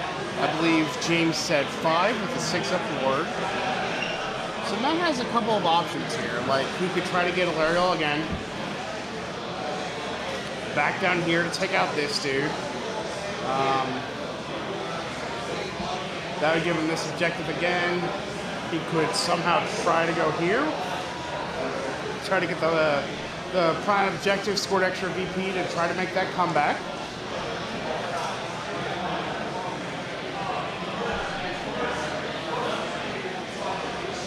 Because if he can get the full 6 points for, you know, holding more, 1-2 more, prime, plus battle tactic, that is a 60 piece win. And looks like Matt has chosen an eye for his battle tactic. Which is basically eye for an eye is if an enemy, if a unit of his was destroyed last round, he just has to destroy a unit.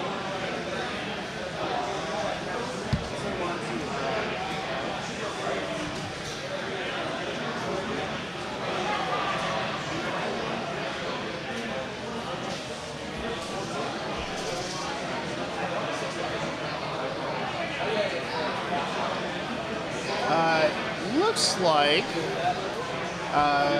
James is using a command point at the start of the hero phase to go ahead and rally this unit. I believe he got 1 back. So it's chosen eye for an eye. Yep. If he hasn't used it to make everything over there. Yeah, Matt can still do the teleporty thing. Yeah. Yeah, that's everything is lush foresty. Yeah, I believe this right here has 5 wounds left. Oh yeah. With on a 6-up ward, so. And might get speared. Yeah. No miscast. Yeah, Matt joking at a. Yeah. Alberto might get a spell off this game. Yeah.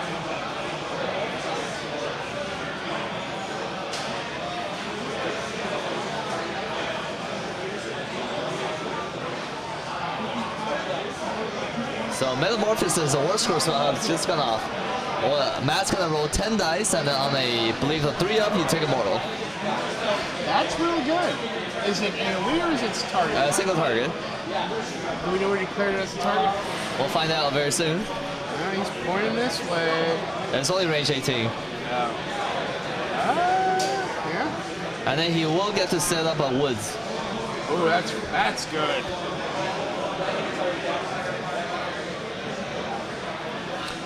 That should be around three dead orcs. Yeah.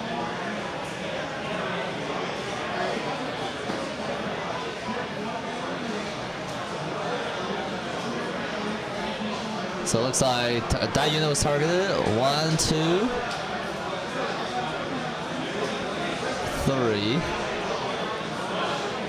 4. Looks like 7 wounds was cost. That's pretty good. 7 mortals, yep. And then Matt does get to summon the force.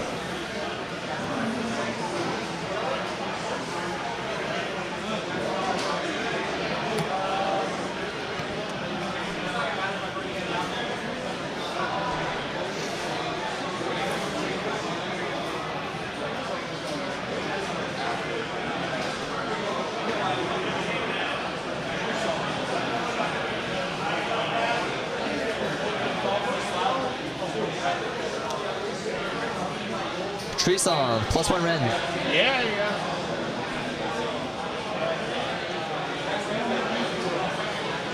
So Tree song has gone off. That's good. +1 rend. Sort of like a good turn for Matt to try to come back from things. Yeah, and if he gets a double, he's not in the worst shape. Yeah.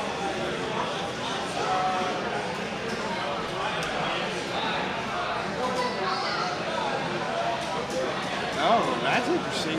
Measuring range from the Tree Song Revenant. Yep. Or, Tree Song, not Tree Song. What is it? Hilario. Yeah. Words.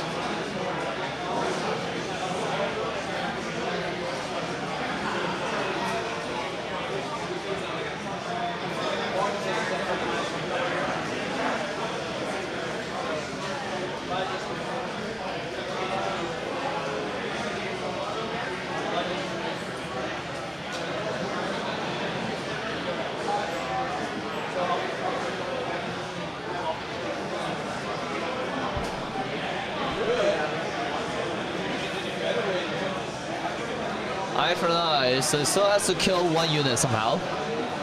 Yeah? The bird is tempting, the slamming the gut ripper is tempting, and then just a lot of different options. We are in the movement phase. Yeah? I think this unit right here is what he's probably going to try to target with the for Eye for an Eye. Because he only can shoot into that unit with that 1 unit of bow hunters. This unit only has that in line of sight, I think. The force does not block line of sight for wood for the. Oh, okay. Cheaty elves. So it looks like Hilario's gonna be.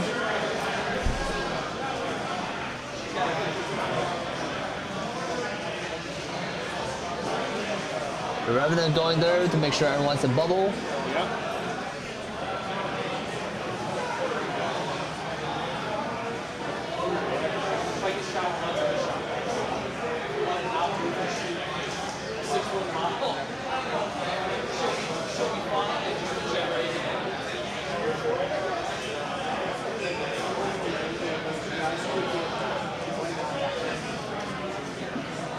Be interesting to see where Hilario goes. Yeah. It might be better to try to yeah, I think she's probably have to go there anyways. Yeah, I think that is her best option right now. Checking ranges again. Or if she fits Yeah. with that big old honking base. That Beetle's definitely got some junk in his trunk. Oh, for sure, yeah.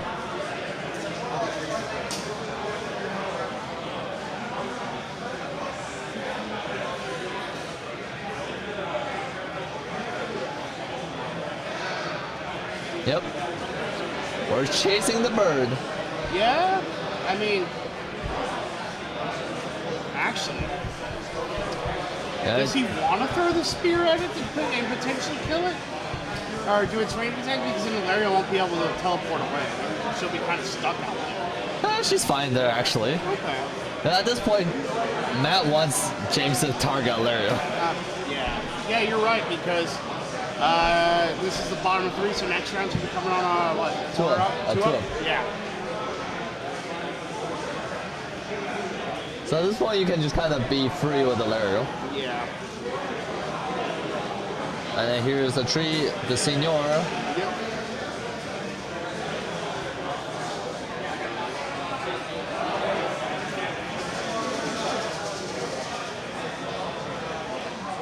James's head making the light glow. It is. It's funny. And I think it's this part right there. Yeah. There we go. Right there. Yeah.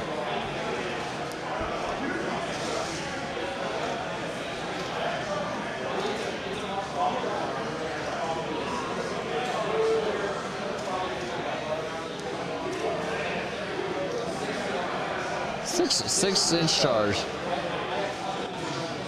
Yeah, just kind of pre-agreeing on distances before rolling, just to make sure there's no confusion.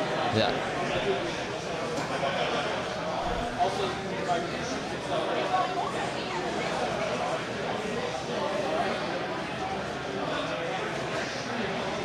Shooting. Wonder why James didn't redeploy the big bird. Isn't it maybe easier to reason? Not really that reason to. Like it's gonna get shot. Yeah. Here comes the 5 shots into the.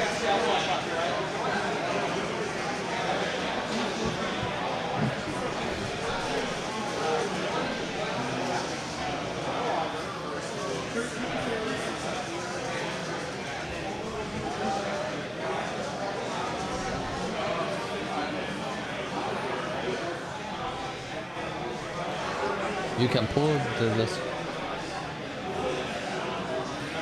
I think we're deciding where to all out defense. Yeah, that's a hard call, honestly. Yeah, for sure.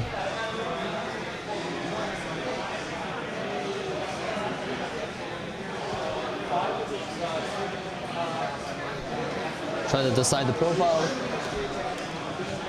And the treatment also has a shooting profile. Yeah, it's not too bad either. Yeah.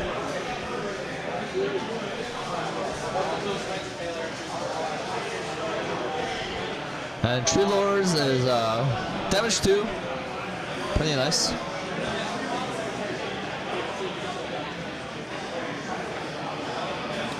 Oh, interesting. The Tree Lord has a War Scroll teleport. Yeah.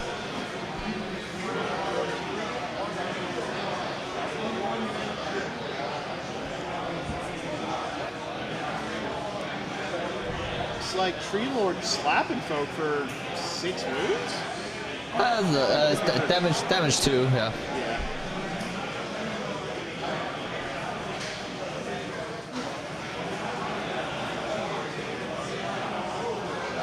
These 2 rune models really making a difference here, I think. Like, Yeah. it's eating up a lot of. This is probably a reason for bounty hunters to just. Mhm.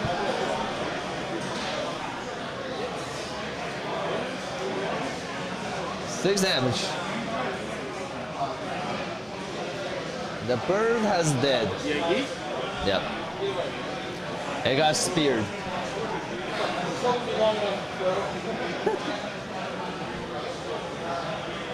And now Matt actually has a decent number of objectives.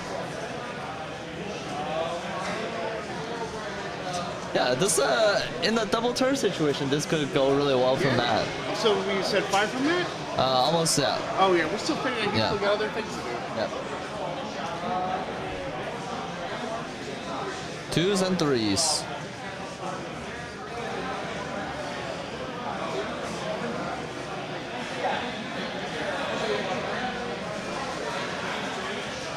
So 2 more orcs have died. Slowly making some headway. Yep. 7 shots. 2s. Oh. 4 saves. So yeah. Here we see the downfall of the Kruleboyz a little bit. They're not very tough, durable. Yeah, no, they're really They not. kind of just die. Yeah. Yeah. And the double turn situation here could be really bad. Yeah. I mean, this dude's gonna get. I mean, this dude's battle shocked off more than likely.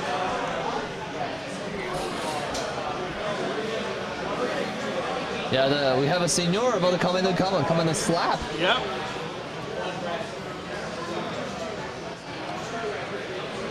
Yeah, double turn will be devastating. All the gut rippers will die.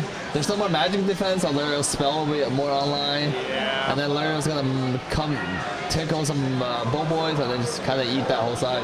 Yeah, pretty much. So if James doesn't get double turned, It's okay. He can score a lot of tactic skill. Can do bars through enemy lines with a bonus. So and then get a 6, potentially 7-point turn. okay.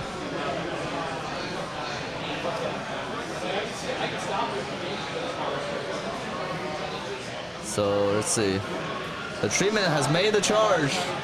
Yeah. Slap it. I think if that treatment rolls average, he's gonna wipe out most of that squad. Yeah. Yeah, and then the fight last stomp doesn't hurt either. And it's still getting +1 to hit from the hardwood bonuses. Yeah. Plus, isn't the +1 rend spell still active? Yeah, on that 4, so yeah, it'll be rend 2. Yeah. Yeah, he'll get 5 attacks with the sweeping blows. Yeah. That's a lot.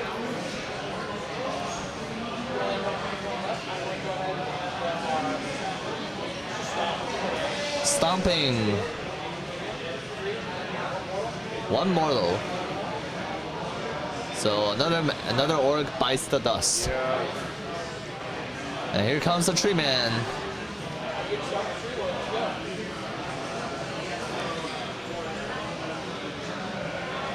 And if the tree man just hits you, you cannot pile in. Jeez, that's...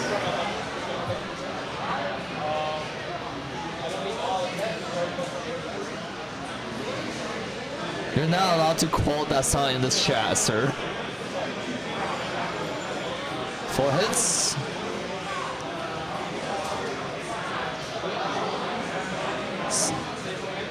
Looks like 6 damage.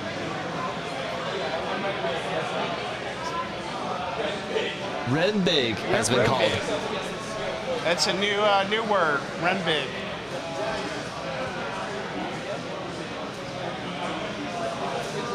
Six more damage. Ren even bigger. And if we count that right, that's 12 damage. Should be 6 more boys. That should be the squad. Yeah, that's... We can no longer score bars with the bonus points. Yeah. Now it's very tricky. Yeah, not having that strange strat's gonna be rough.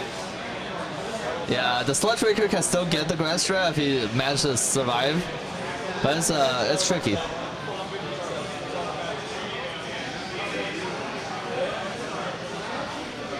Yep, that's all 6. Yeah, that's Hi, Coach. You just made it in time to see Kruleboyz gets murdered again.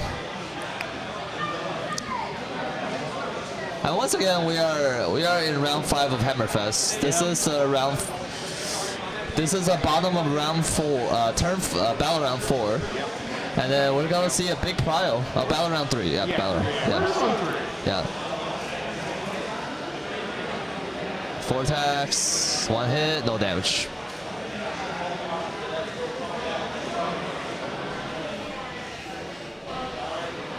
And then it looks like we got more things fighting. We got the side hunters. Or the bow hunters. So coming in 6 attacks total, not the most effective thing, but yeah, we got 6 attacks, 2s and 3s, rend 1 with the tree song, and then some trample.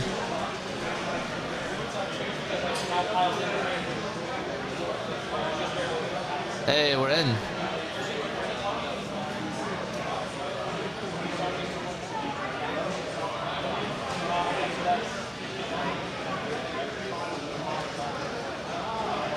Yeah.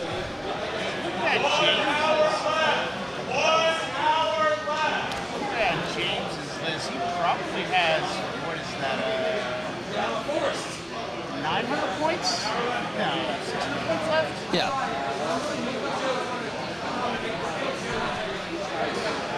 And Matt Robisch very effectively play around the Egomaniac, just attacking the boys.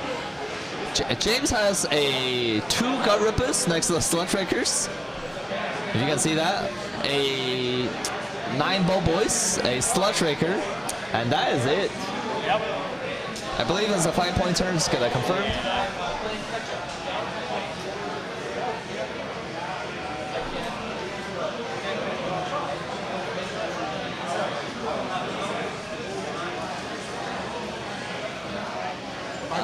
James has 1 prio and 1 point behind. So he has 1 boy left next to the Sludge Raker, the boss, the full boss next to the Sludge Raker, the Sludge Raker itself, and that's it. And the 9 bow boys, obviously. Did he auto main point to pass that? Yes. Okay. I imagine James is going to go ahead and try to rally this guy to get some more bodies back on the table. Yeah. Yeah, so James did win pile. The tactic is gonna be interesting because Yeah. He has done a lot already, and we'll get the tactic sorted out real fast. Yeah.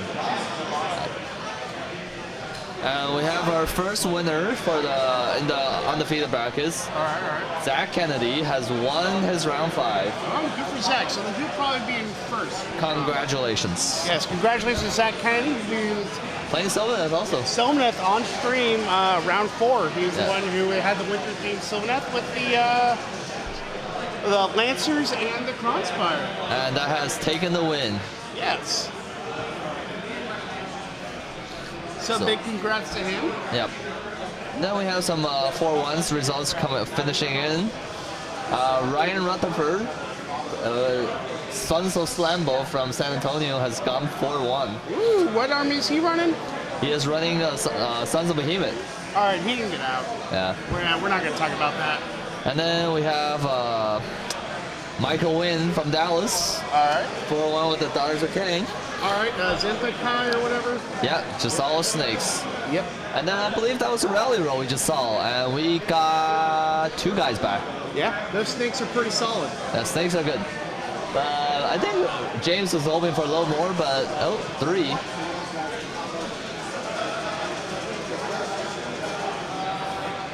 I wonder what tactic he chose. Yeah. Let's see if our Pitgrot found out. Pitgrot's still doing things. They are still at the start of the hero phase, so maybe a little bit of time.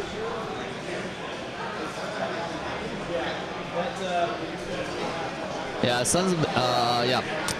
Jeremy Vessier has also finished 4-1 with the Karacha Overlords. All right.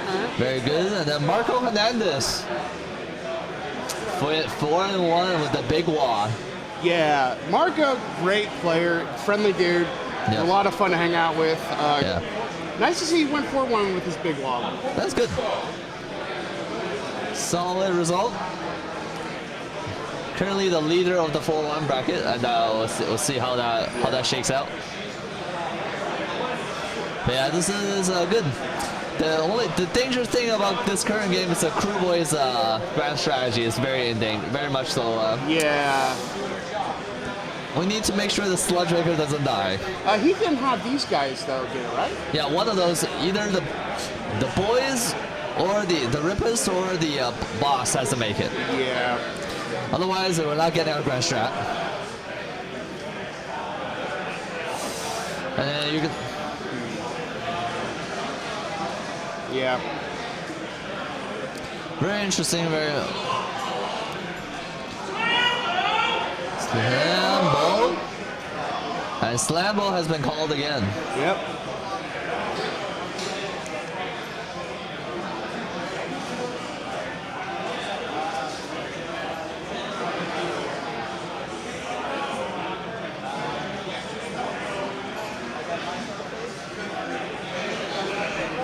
We are officially out of things to do in the hero phase, so. Yeah, James took Eye for Naught. Yeah. A lot of gun rubbers did die. Yeah, they did.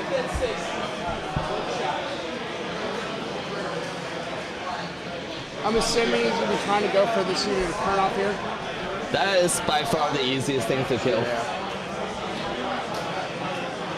But how he does that will be interesting. Because Yeah. they are blocked line side-wise from the Bolt Boys.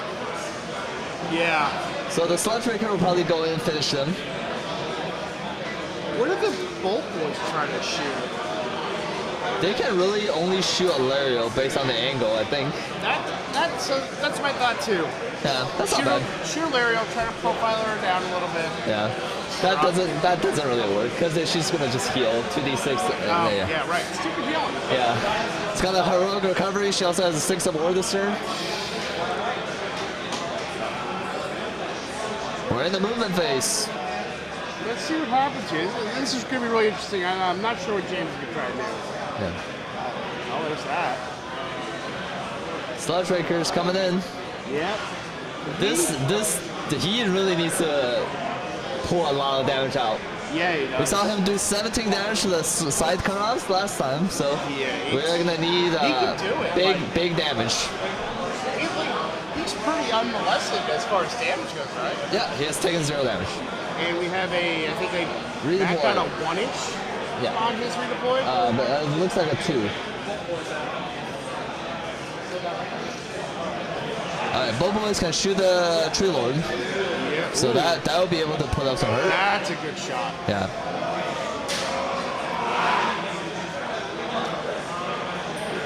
Gut Rippers.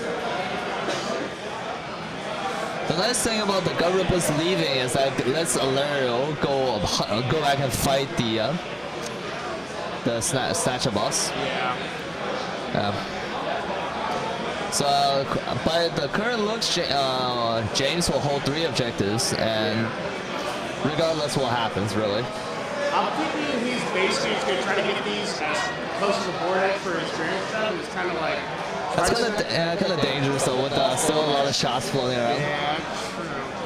And the Tree Man can make you if the Tree Man makes the Sludge Trigger fight last, it could get very dangerous. Oh, yeah.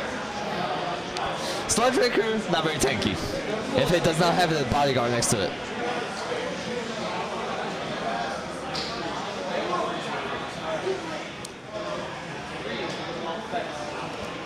Some kind of shooting or something? Yeah, Oh, both boys. yeah. Looks like 6 mortals, 1 through. 6 damage on the tree, but I believe it brackets on 7. Ugh.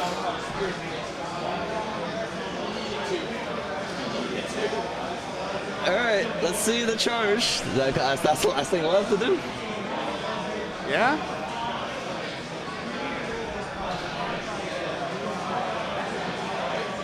The boss himself, the foot boss, 5 inches. It will make the charge. Yeah, It will. that's. Now the foot boss is a model not many people take. We're gonna look at the stats real quick right here. Kill a boss with a stab grot. It's got the. I wonder what weapons he has. So a couple attacks with some damage to profiles, and then it's got some shiv.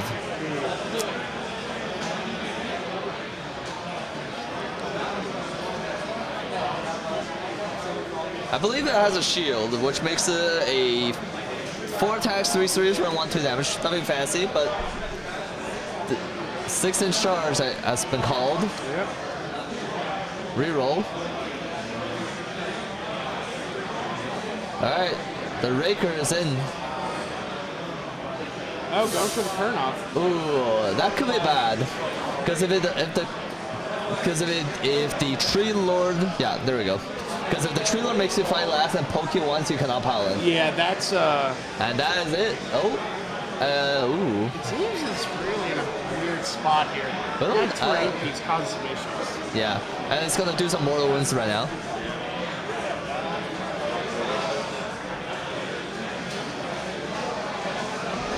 Yeah, he might get strangled under the roots. Yeah.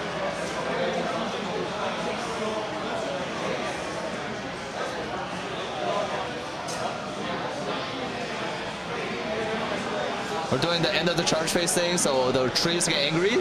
As you see, 1 mortal put onto the Foot boss. fight last. No fight last. Okay. That is huge. Now, does James try to go into the Tree Lord and... Yeah. Yeah, okay. Yeah, because the Tree Lord has 3-inch attacks, which meant he would still be able to attack the. He would still be able to attack the Tree Man, regardless of what happens. So that is good.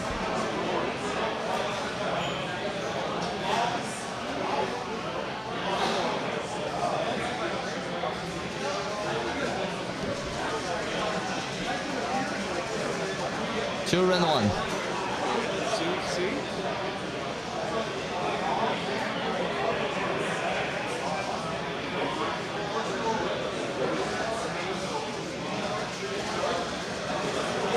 Saved, alright. Not a lot of 6s. Ooh.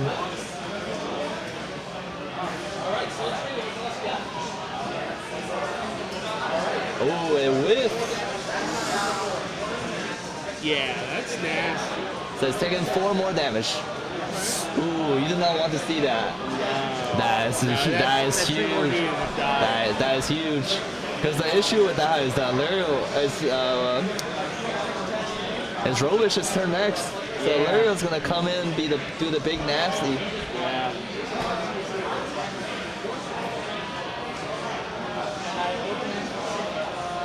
Oh yeah, this is getting very interesting.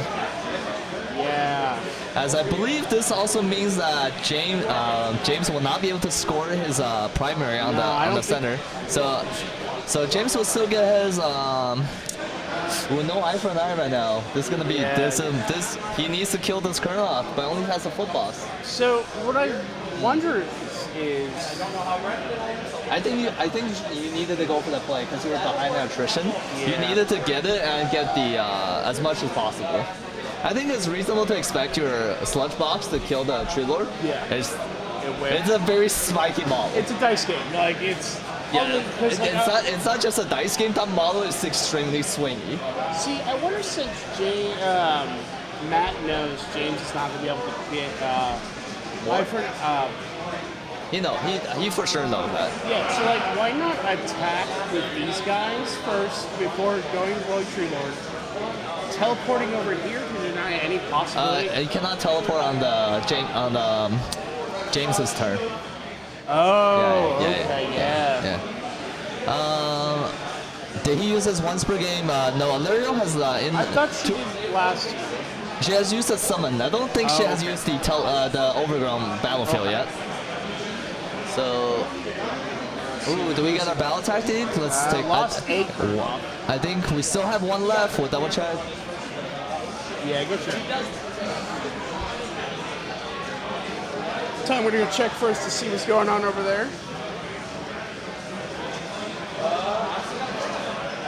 Yeah, it's here in the map. So I have a Kurnoff Hunter attacking. Well, unfortunately, still 1 Kurnoff left, and I think that means the tactic is lost at this point. I don't think. What's the bravery? They only lost, I think he's gonna have a CP. Yeah, I just heard Matt ask any penalty my bravery. Matt said he was on a CP previously, but he didn't have enough, so it's standard bravery. Yeah. He's fine, didn't lose it. Yeah.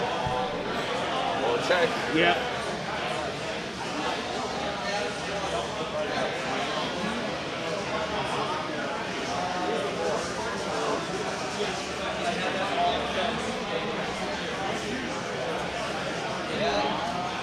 We did not get our tactic, so that's only 16 points. Got 2 more points this turn.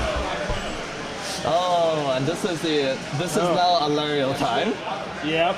She's like, I'm full health, I'm ready to rock. She's ready to just put the hurt. Yeah, I see them both boys have been hanging out there all turn. Let's all game. I don't think she cares. Yeah, no, she like sure Overwatch me. I don't care. No, I think she's just gonna charge in and then teleport and take the point. Yeah. Everything's gonna overgrown this turn. It's gonna be all gravy. Although there is some gut rippers over there blocking the terrain piece, so it might be tricky. Yeah, but having Alario in this kind of situation is very good. Yeah. And she's guaranteed next turn to come back if she somehow dies this turn. She cannot die anymore. Yeah. We have passed that point. I mean, it could happen. So we have chosen the Sylvaneth tactic once again to make a charge and teleport. Harness the spirit roots or something. Harness the spirit path. So because once again, to explain to the listener, viewers, From the Woodland Depth has 2 parts. One is teleport to a wood, and the other one is strike and phase. So as long as you fulfill either of these criteria and make a charge, you get the tactic. Yep. So it just requires. So Alario is that looks like a fine day for the Bike Queen. Yeah, best day ever. All right. Those poor Kruleboyz about to be death by Stew. Spell phase. Yeah. Oh yeah, and he just has to roll dice.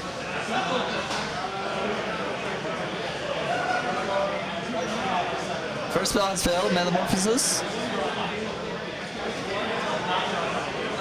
We have officially summoned the Hive for the first time in this game. Oh man. And this was the thing that's based off of the casserole, or No, this is the endless spell that gives a unit +1 save or +3 to charge. Yeah, that seems pretty good. It's just solid. He's been trying to get it off every turn. Yep.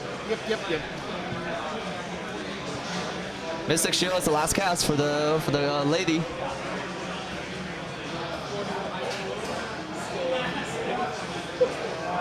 And we have got the shield. So shields are up. Yep. Shields up. 4 deflectors.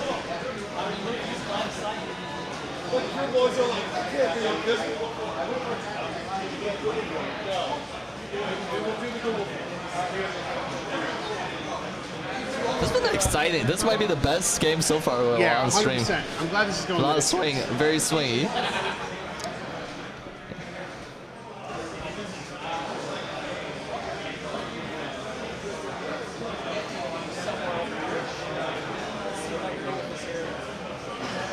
You know, Lariel's basically the Mundo of this game. She Yeah. knows where she pleases. For sure.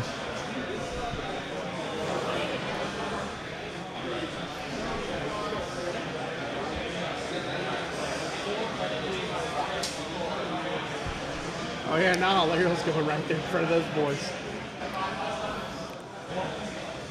See that land? That land is mine. Yep. Although I am curious about this particular maneuver, just because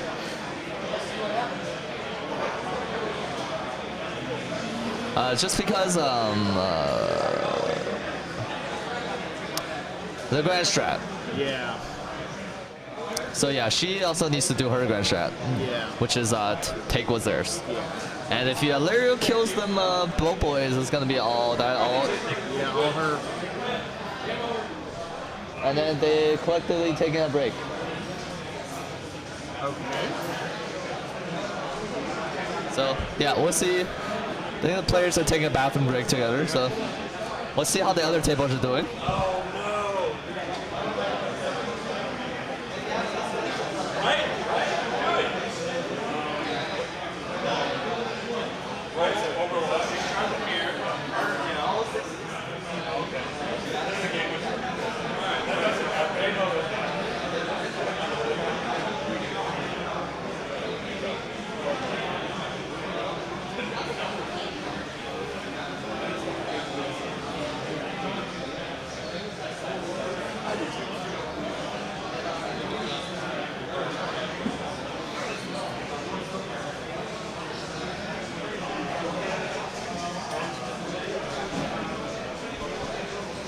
Anybody watching? Yeah, there's a few people watching. Are they like, what the fuck just happened? We're just like, what the heck just happened? It's funny, Matt's like, I hate to lose. I got the slam. Dice standing up. I do too. Let's go. Definitely taking a buyout break. That's good.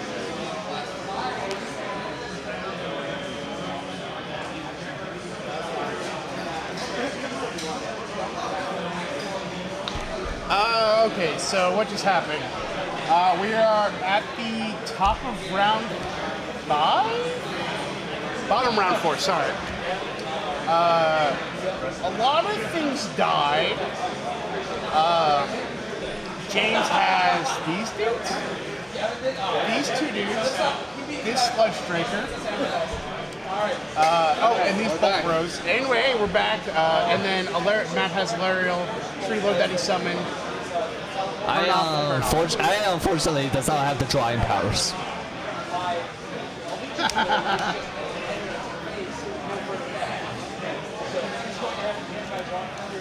Okay. So here's how you play a living. You have your archers. Right, archers. They're behind a wall because they're Lumineth, and then they shoot everything because they don't need line of sight. And you just roll 6s. Well, we now require line of sight. So then have a smaller wall to hide behind. Yeah. All right. I think we're retreating. And the tree has left. Yep, because the tree has its on Force Scroll teleport. It has Uber service. Right? It's like, screw this, I don't want to be here right now. Yeah. So it does look like the Allurio Overground once per game has been used. Yep.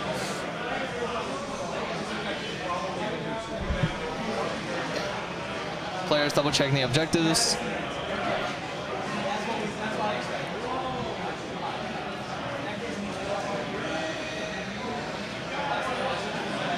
So the Tree Lord is gonna do Tree Lord things. Yep. Shooting phase. Alright, shooting. Let's go units to the left. Time to shoot some. His talons. Oh, we're still moving actually. Still moving.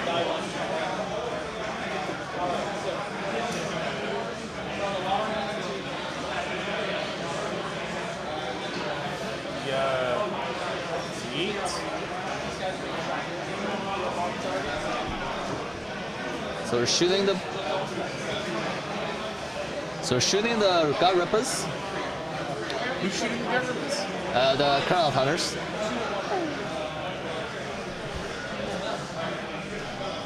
Four damage. Okay.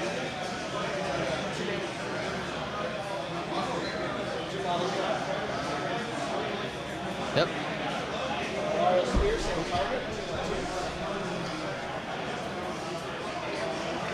Now we're eating.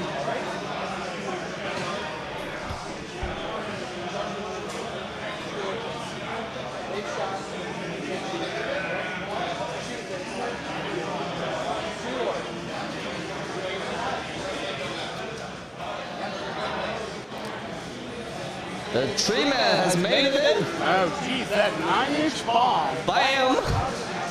And that I do think that means the Tree Lord is dead. Yeah. They are unleashing hell.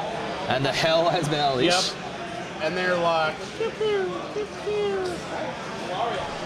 Hello. And now she's gonna roll Snake Eyes.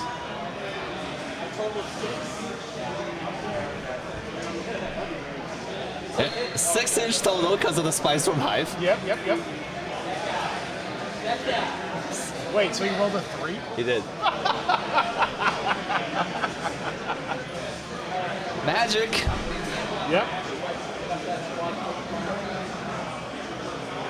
And she's I think I personally would have rerolled that charge.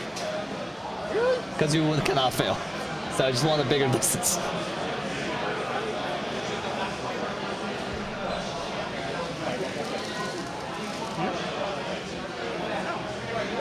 No, do you... Oh. But yeah, the Beetle Queen has made the charge, and then we might see some Mortal Wounds, D6 Mortal Stomps, and then some really annoying.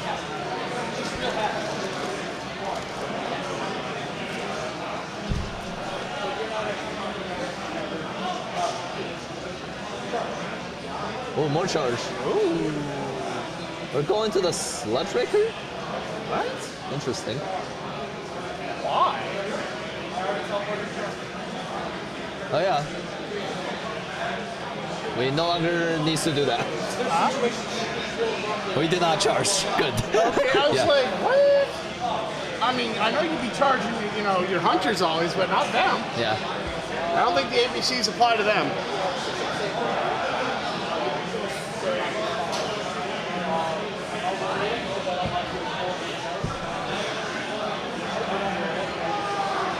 Roar has failed. Valerio all attacking. All right. So 2s and 2s.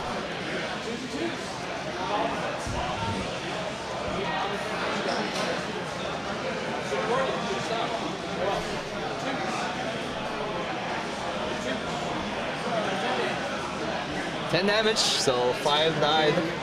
Yeah. Yeah.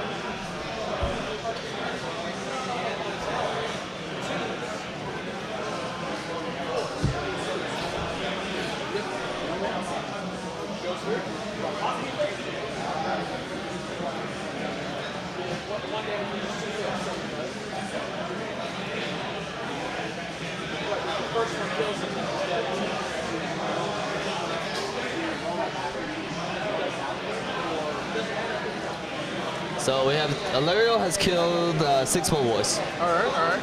So we got 3 left. And we have no CP, so they're gonna run. Rip. Oh. I guess they're fixing bayonets. Not the.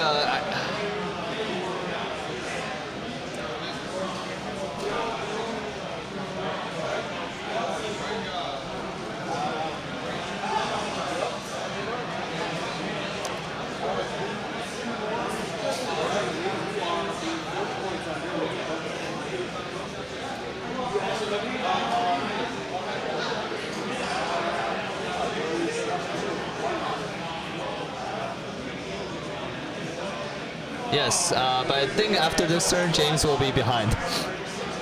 Yeah.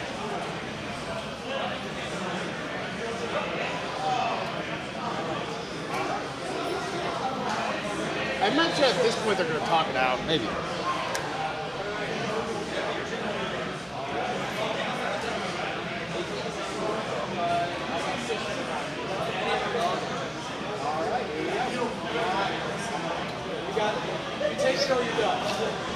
So Matt actually managed to score 6 points because that was the primary. Yeah. So James, what can James score? He can score 1 objective, 2 objective, 3 objective. He doesn't. Matt controls this. Gonna control this. He does not control that currently. Oh, Matt doesn't. He went for this one. Yeah, because that was the primary. So I mean, this guy can auto 6 here. This. I imagine the Sludge Striker. No, he can't because there's this stupid. yeah, because Irish Warlord, Matt gets a turn after this. Yeah. And that's gonna. Matt is almost guaranteed to score 6 points. Yeah, we're going to top of 5 after this. Like. This is top of 5. James has taken the turn. Oh, okay. Yeah. I thought we were still picking up auto. So at best, yeah, Matt James will be worst. Best case, James gets 6, Matt gets 6. They're still 3 points behind, so he needs to stop him from scoring 1-2 more tactic and the primary, and stop the grand strategy, which is not in the cards, unfortunately. Yeah, like James can make it close, but Yeah. there's not much he can do. Like I guess he could get his grand strat with this dude. You can get this grand strat for sure. So that'll clear that up. Oh, actually, he might not even get this grand strat because it's Robisch's turn after this. That's So true. Robisch Yeah, will just clean up. Yeah. And since he doesn't fly, he can't get near this dude at all. And I think he's pinned in with a 3-inch range between these 2 units, so he can't.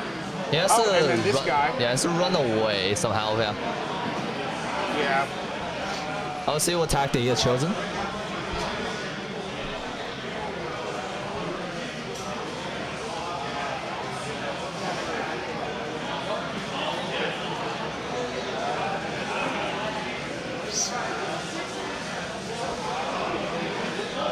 The last tactic for James Woods is barge through enemy lines, which is already accomplished. So Yeah. he's gonna get 1 point from the objective he's sitting on, and then 2 for the objective next to him with the other boss. And Irish Warlord, you still are not allowed to quote that song. But yeah, 1 Gut Ripper, and then yeah, we're just gonna. At best, he scores. You can actually, James can score 6 this turn. Yeah. I don't know actually. He might 5 maybe, because he gets his battle tactic. He gets the zone that Sludge Raker's sitting on. He can run the foot boss to take the objective on the left. Yeah, he goes here.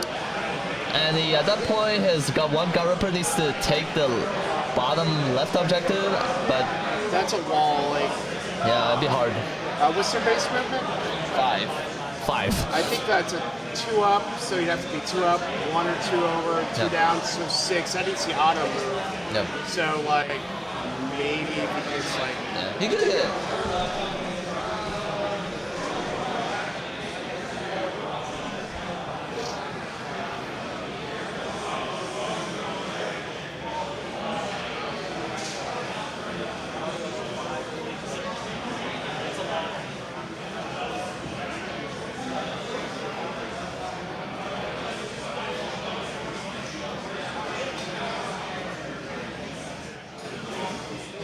Let's see the move. Yeah, James tried to squeeze out as many points as possible.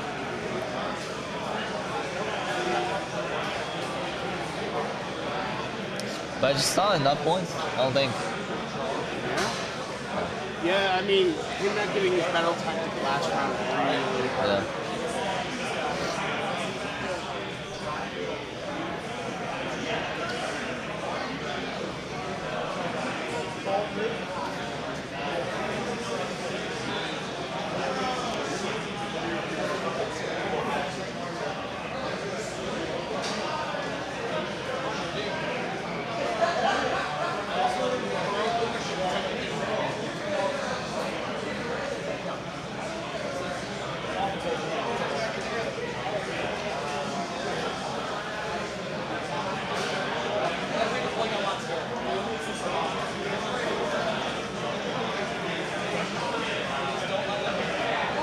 Let's see. Just trying to work out the ways that how to get the most amount of points, but it shouldn't matter. No, it really shouldn't. Because Matt guarantees his grand strat by just sitting around. Yeah, I imagine Matt's going to pick right through their line since he already has it. So that'll be a 6-point turn for Matt.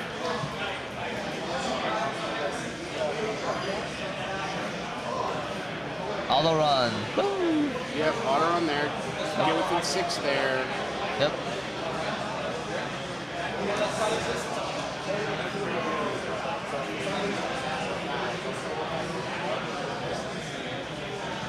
Yeah, James making sure he gets 2 chances at the grand strat.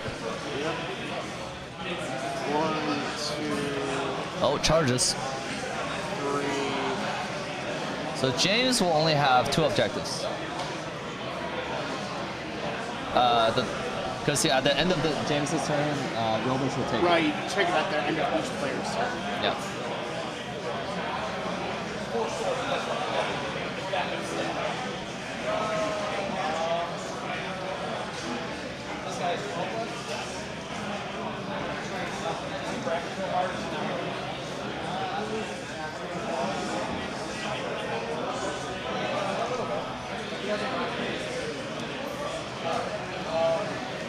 And Robisch can also do gaining momentum next turn. Yeah. Well, I mean, at this point, he's pretty much guaranteed a battle type. yeah, there's a lot of things you can do.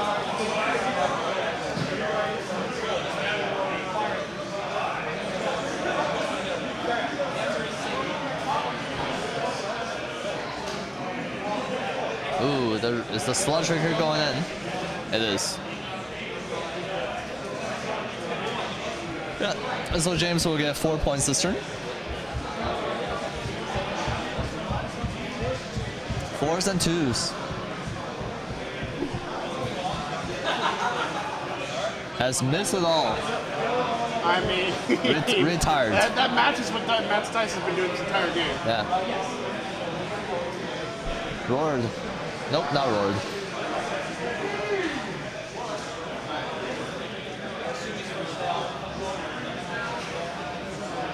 All out defense versus all out attack. Yep.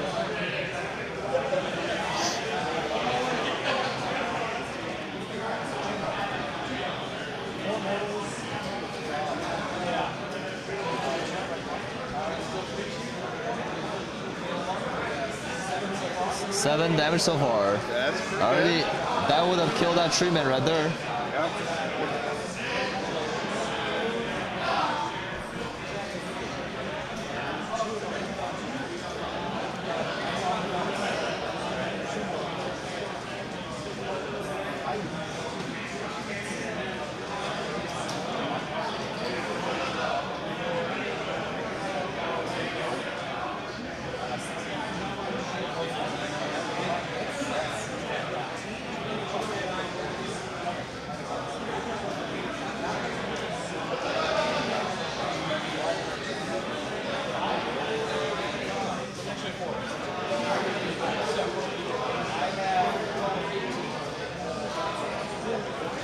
18 mortal wounds I heard, or 18 damage? 18 damage. Okay, I was like, jeez.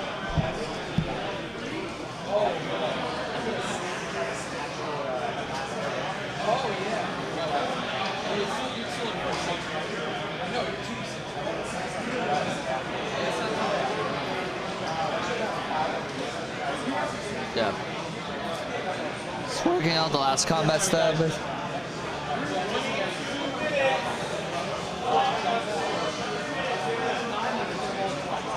18, nine dice twice.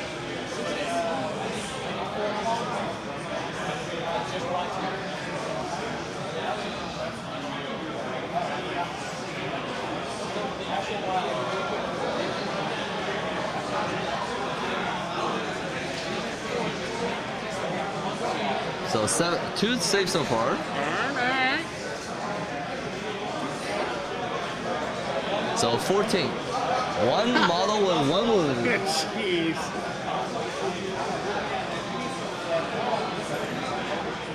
Oh, did you roll the whipping nene with The chain? snatch, I don't think that worked.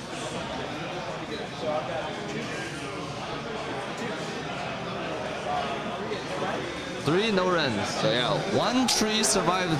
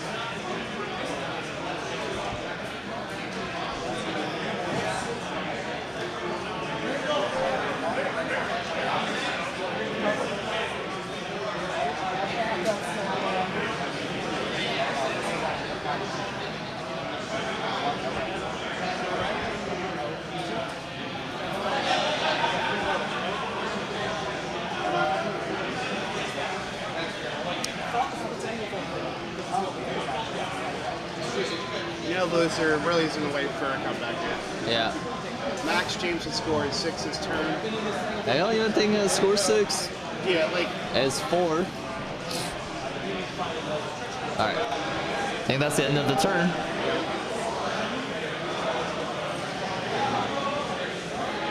Dead. Alright.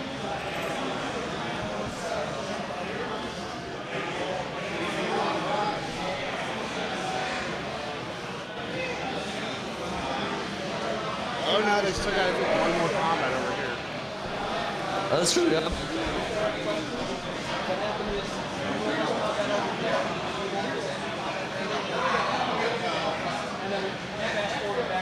Yeah. Yeah. Yep. That's it. Yep, that's it, sounds like. I'm gonna check. Yeah, if we get the final.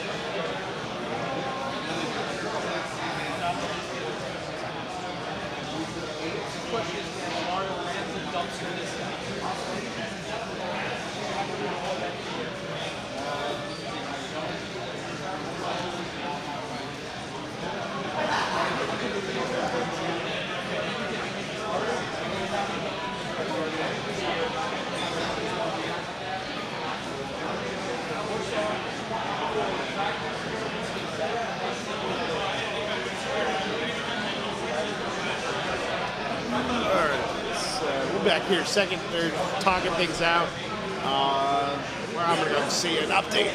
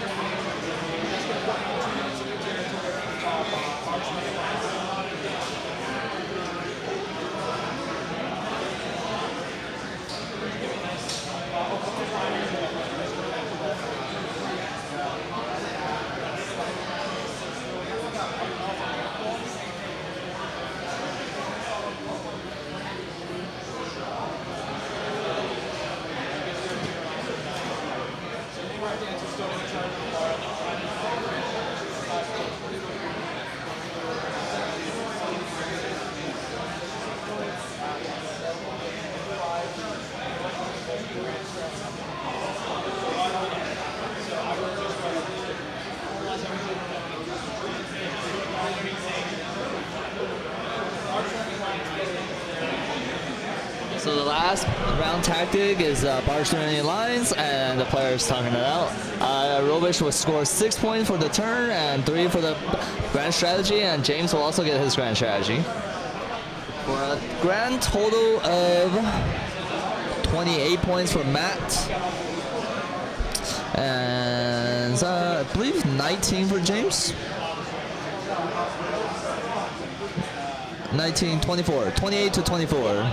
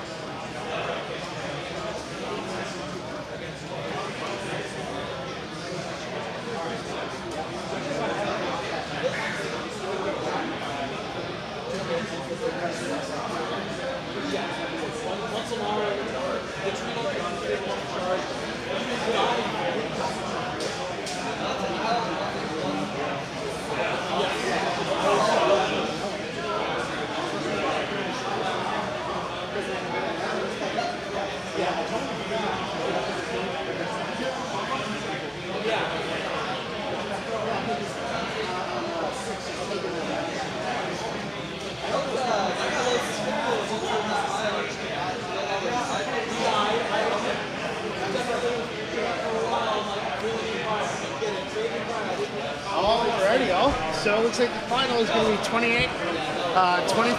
Matt Robisch winning.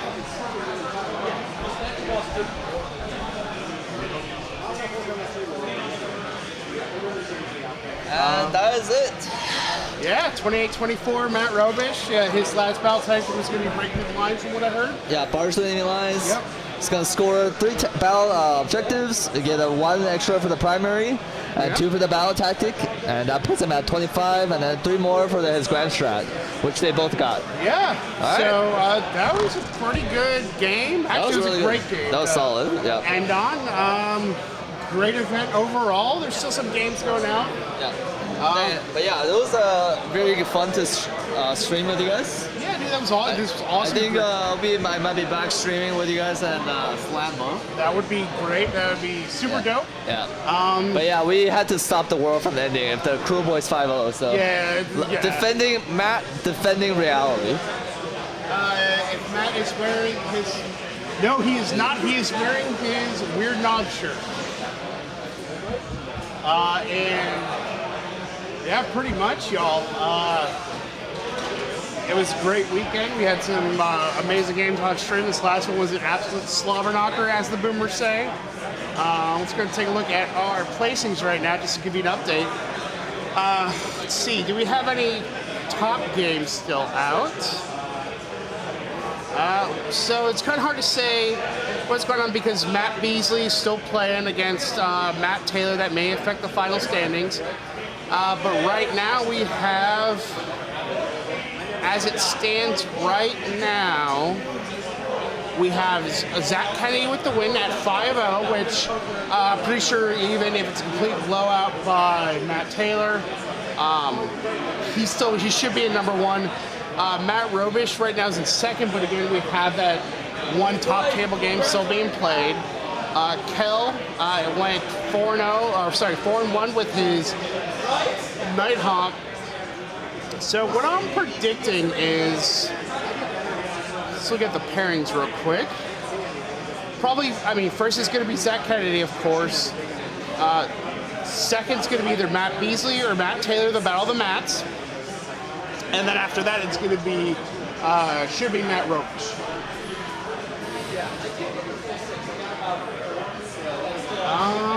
Yeah, no, it was great being here, streaming with y'all.